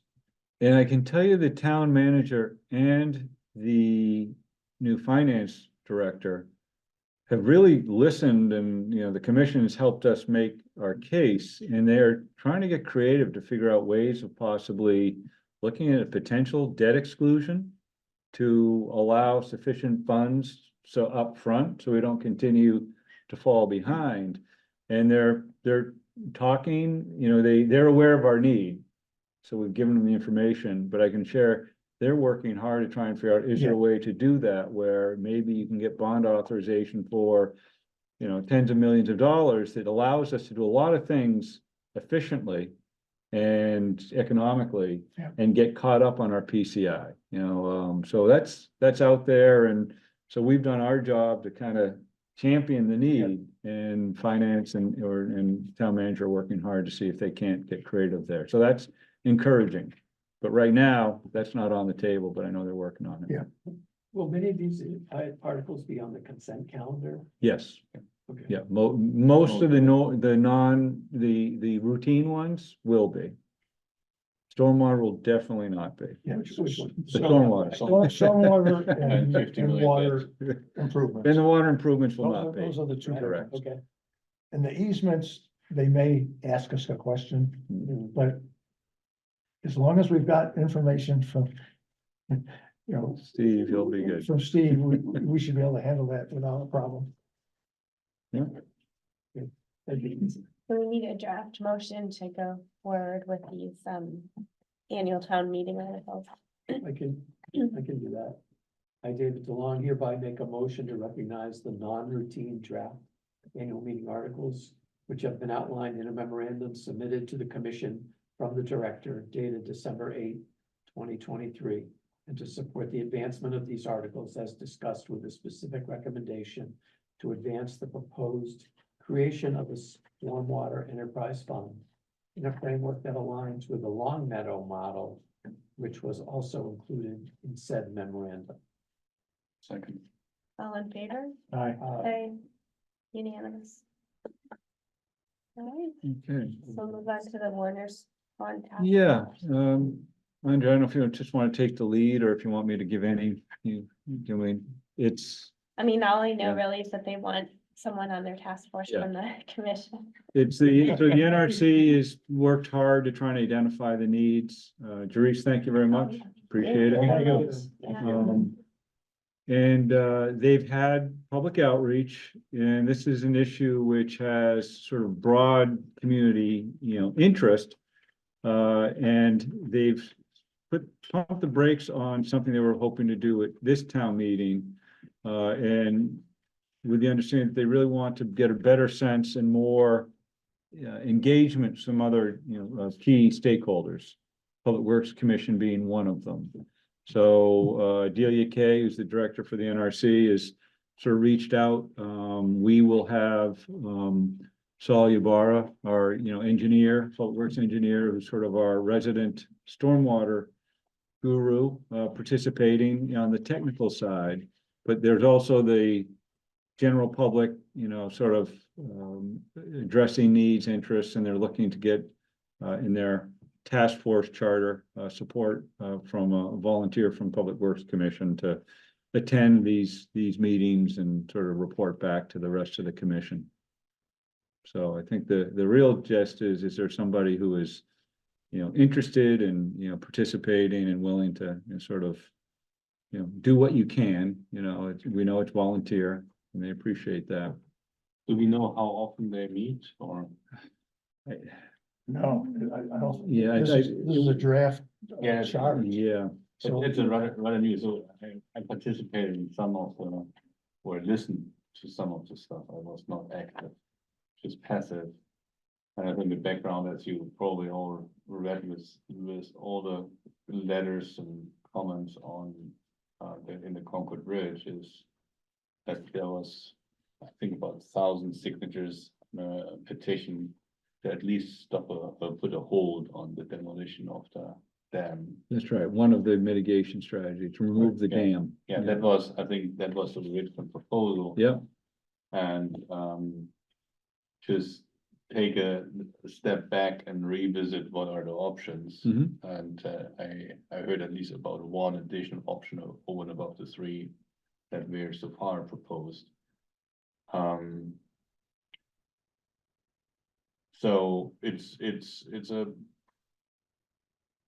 political hot topic, yeah. oh, yeah, yeah. And I think that's the whole idea, of sort of trying to broaden Yeah. the universe to get perspectives, and I think with Saul being at the table, we're certainly gonna have the technical side of things, and, you know, anybody who's sort of participating could work with staff, you know, for, you know, support, but it is a, you know, a commitment. And I don't know if it's, you know, on a monthly basis or so, but, you know, it's hard to imagine it would be more frequent than that. There is a recognition that there's volunteers involved. What do you guys think, any takers? My term expires, so I'm not a viable candidate. Wait, you mean you won't be on this commission? You can't renew? No, it's my, this is my, Can't force you back. it's in my the seat. second one. Oh, no. Can we have a vote to extend? So I have a general interest, I'm just concerned about the time commitment, so that's. Well, I think it's understood that not everybody's gonna make every meeting. If you can, great, but I if, mean- you know, I think it's, They're looking for people who are already on other boards. Yeah. yeah, so it's, Virtually, so it's, I think that they're gonna work hard to not have it be Every week. burdensome. I mean, they may have little subcommittees too, to do different parts of what they've got here. You know, recreational issues to dam, you know, so. and we will have staff attending. Yeah, you know, those meetings I think that's as well. important. Yeah, Because there's a lot that's right. of engineering stuff. Mhm. That is relevant here. Yeah, and I don't think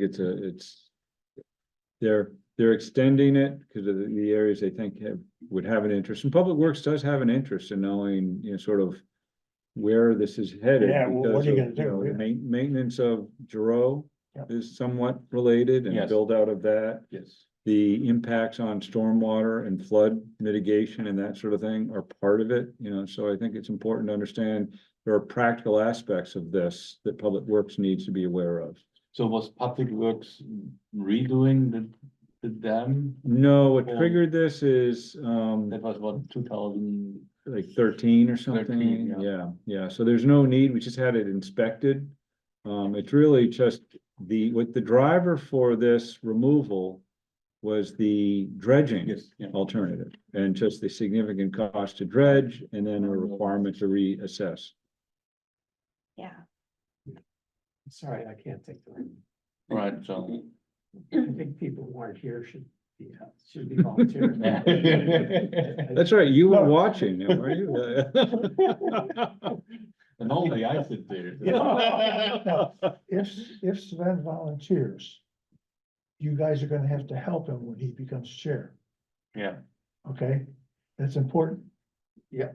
So. I would do that. So, no, but, I mean, when things need to be done, Sven won't be the person who does all of them.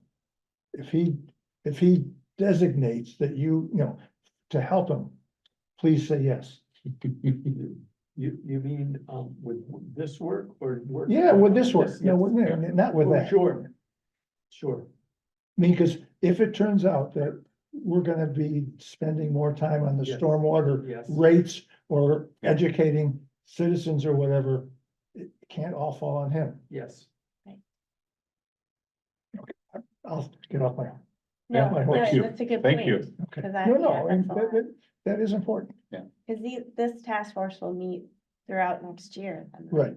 Yeah, and they have the same schedule, they're planning to post something. For the same town meeting where we will go. Sure, well, they're supposed to have their You're report by right. the end of December, yeah. Okay, Thank you, Sven, for sort of volunteering.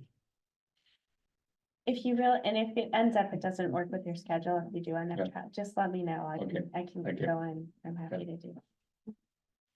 All right. All right, Okay. So, go to the town manager's Yeah, report or? let's, director's we report? will go to the town manager report. Thank you all. We will, let me bring that up. Got 5 minutes. huh? Yeah. Let me see here. Yeah, Aaron hasn't had any snow yet. No, he's, just, It but more worked importantly, out well that last, the day after our meeting, right? most It was importantly, great. most importantly, we're ready. Yeah, I understand. So, but anyway, in fact, he has been monitoring weather. That's part of the challenge, So will we have, given it's an new year, will we have more or less snow? Yes, Yes. we won't have exactly the same amount. All right, let's see, we'll start with, and again, everybody appreciate sort of the time limitations. We sort of review the highlights of what Yeah. was in the director's report. So Aaron, we're starting with highway grounds, while you're coming up, Aaron McCloskey, Highway Grounds Superintendent. Just, mention that we are starting to sort of recognize our employees as far as in letting the commission know some of the players, but you'll see, Mo Ryan, he's a park and tree specialist. And he, passed his CDL, exam, so, he's gonna be part of the bigger rigs in the fleet when we're in the snow, response. And we also have Doug Lennox, who is a fairly recent hire, who has sort of transferred over, to become a cemetery specialist. And I'll say, what's really important there is Tish Hopkins has been doing this work for the town for 35 Quite a years. long time, yeah. And is institutional knowledge that we cannot Afford replace. to lose, yeah. But Doug is, gonna be kind of working closely with Tish, so he can get some of this experience and understanding, so we're excited about that. All right, Aaron, next. Both Yeah. employees are Concord natives, so. Cool. There you go, that's right. pretty good. Didn't Tish's dad work for the town? Yeah. All right. So this is a full couple photos of the Veterans Day ceremony that was at Sleepy Hollow Cemetery and the flag retirement ceremony. And I just want to point out Mike Lennox was our fleet supervisor, who was there, saluting the flag, and he had the honors of displaying that he's in the United States Navy Reserve as a petty officer second class, also a Concord native. And just kind of wanted to highlight that ceremony, that event, his participation. We do a number of different things, kind of outside of public work sometimes, and my involvement with the town's emergency management and planning. Every year we work with, the last 3 years, I've worked with the Masters of Maritime Academy's emergency management program, and partner with cadets who basically, we give them a scenario in town that could happen. This year it was a dam breach over on Harrington Ave. Last year it was a electrical grid failure, and the year prior to that it was a blizzard that shut down the town. And we give them kind of all of our information regarding our emergency management, kind of operations, contingencies, resources, and they put together a tabletop exercise for us. We go down to the Clean Harbors Emergency Operations Training Center on the campus, and they give us a presentation on their findings. And then every year, a different cohort from that group is selected to come to the town and work and actually do the tabletop. This year we've been selected, so we'll work on some planning with police, fire, public works, and other groups that might be involved in, the emergency operations center, and we can actually work with our staff and go through, that situation and that scenario. So it's a great resource. It's free. If we were to hire a consultant to do the work, it'd be tens of thousands of dollars, and it's a good program.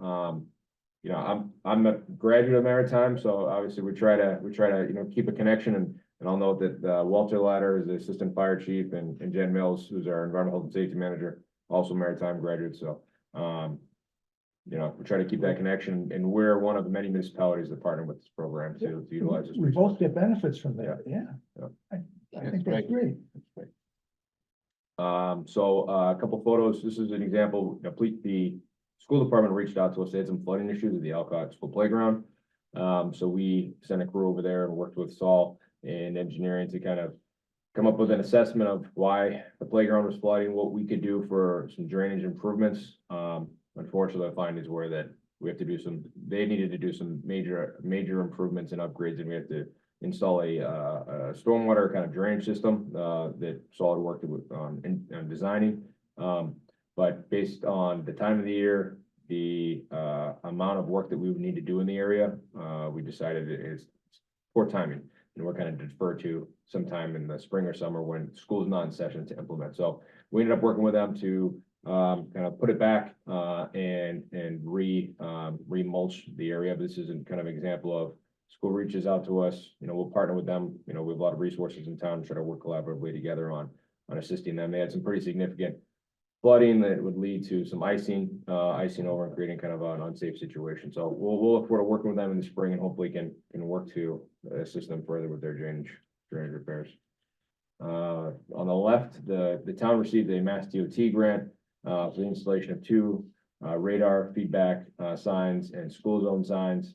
The unit there, you can see it's on Thoreau. There's one in each direction, kind of near the Alcott School. They replaced 2 kind of older signs. These ones are also solar powered. The other ones were tied into the grid.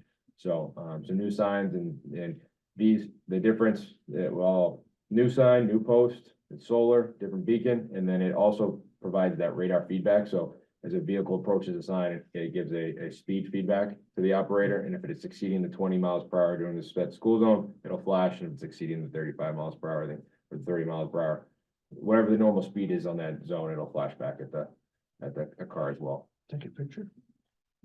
Yeah, it does, so it collects data. It doesn't take a picture, it does collect speed data. How many Correct. incidents? Speed of the motor vehicle, how many vehicles are passing the area, and DOT is actually requesting that we supply them with that data. So we're collecting that. We download it every 30 days and can provide it. We work with the police department on that. So our staff. So on the old signs, they were always flashing even when the school was.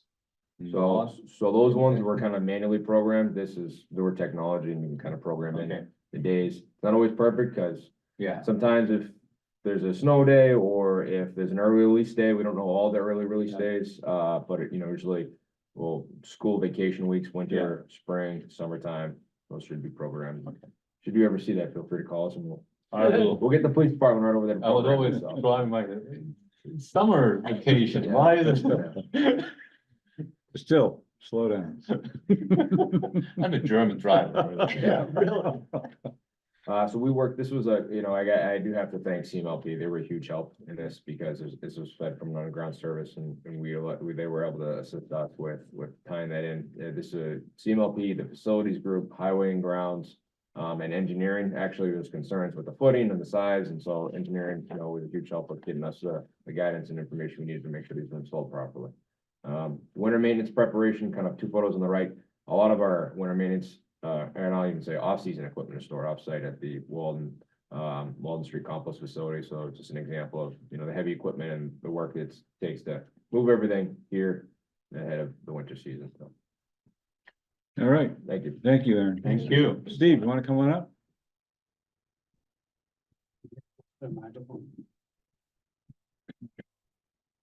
This is guy. Who is this guy? That's our new addition to engineering. He replaced the position left vacant by Stefan when he left some months ago. Next one is Binwood Estate of Massachusetts, Mass Dot for 12 years, I think. And he was happy to join us so that he can work more directly with residents. That was his selling point. That was his interest, yeah. Yeah. He said, we have them and You will you'll hear be from them. engaged, yeah. Yeah. All right, this is the dam and the Warner's Pond, and I gotta apologize. I think the photo to the right is the before. That was when it was inspected. The dam's inspected once every 5 years, and they identify what needs to be done. In this case, there's a growth that was recommended to be removed if left to grow. Eventually they will impact the integrity of the dam.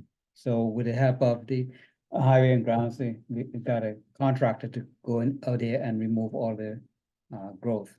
So this is the post clearing, one on the left side. You really gotta prevent any wooded vegetation growing, root issues, that sort of thing could undermine. Not, if I go to that, the Giro Park, which is adjacent to the Warner Pond Dam, progress continues to be made. The roof, if you go over there, you'd see all of the sheeting is in place. They're working on the siding, the gable siding, the front and back. They still have to do the actual roof panels, and hopefully that will get done before the end of the year. The parking area, the driveway, those have been completed. The sidewalk has been repaired and all of that site work is done. We're gonna be looking towards a winter shutdown, and come spring, we'll be resuming work on site, especially related to the plantings. A lot of dead trees will be replanted. So a lot of progress. And if you go by, it really is taking shape. And it got kind of left alone and, just if you have a chance, it's already starting to look like a nice, really nice amenity for the town, so. So some photos of work recently done as we got onto the end of the construction season. Commonwealth Ave, pavement markings were added, and hopefully those last to the spring. We want to go back there and do complete crosswalks, where you'd see the diagonals and the crosswalks. Right now, they're just 2 lines. So that's those 2 pictures on the left. A lot of good feedback. We're hearing a lot of, at this point, people are starting, I said, they will forget the construction ever happened, but, we are starting to get reap the reward, so, and I think people are appreciating it, so, and I'd say Justin Richardson from our group, the engineer, took a lot of effort, energy on sort of coordinated orchestrating that, so, kudos to his work. Photograph to the right is showing a replacement of a damaged guardrail. This year, we had 3 terminals, we call them end treatments, that will hit motor vehicles. And we had the 3 replaced. This one is on Route 117. We had one right over on Lowell Road, and then the third one over on Cambridge Turnpike. They've all been replaced. We wanted to get those done prior to the start of the winter season. Remove all the temporary jersey barriers to make snow removal easier. And there's photos of work over on Button Circle. We, after reclaiming the road following the water project, we wanted to make sure we had binder paving in, so that's done. It's all set for winter. We'll be back there in the spring to do the top coating and to repair sidewalks. And on the right, Old Pickard Road and Old Marlborough Road, large sections of those roads were paved, and actually turned out really, really nice. And here, yes, so Minot is in the Button Circle neighborhood. We're showing where we discovered the problem with the drainage. We wanted to get to that before paving the street.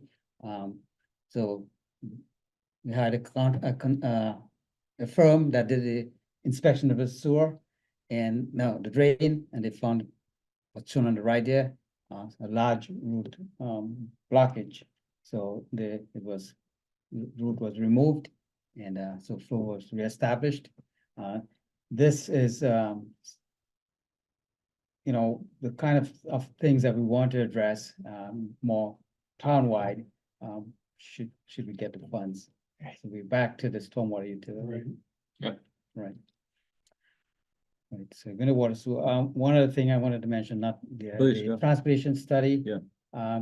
The survey came to an end last Friday, so the consultant is now taking the results, putting in a summary, and which we'll be sharing with the Transportation Advisory Committee, and we'll have discussions that will help us guide where the study will go next. All right. Great, excellent, Steve, thanks. Water sewer, I won't belabor much. I've got a lot of really good feedback from that forum last week, and it was a start of at least sharing. It was inclusive of the wastewater issues and capacity, which is a big deal, and we talked about drinking water, notifying people of what the needs are because of PFAS and NAGOG.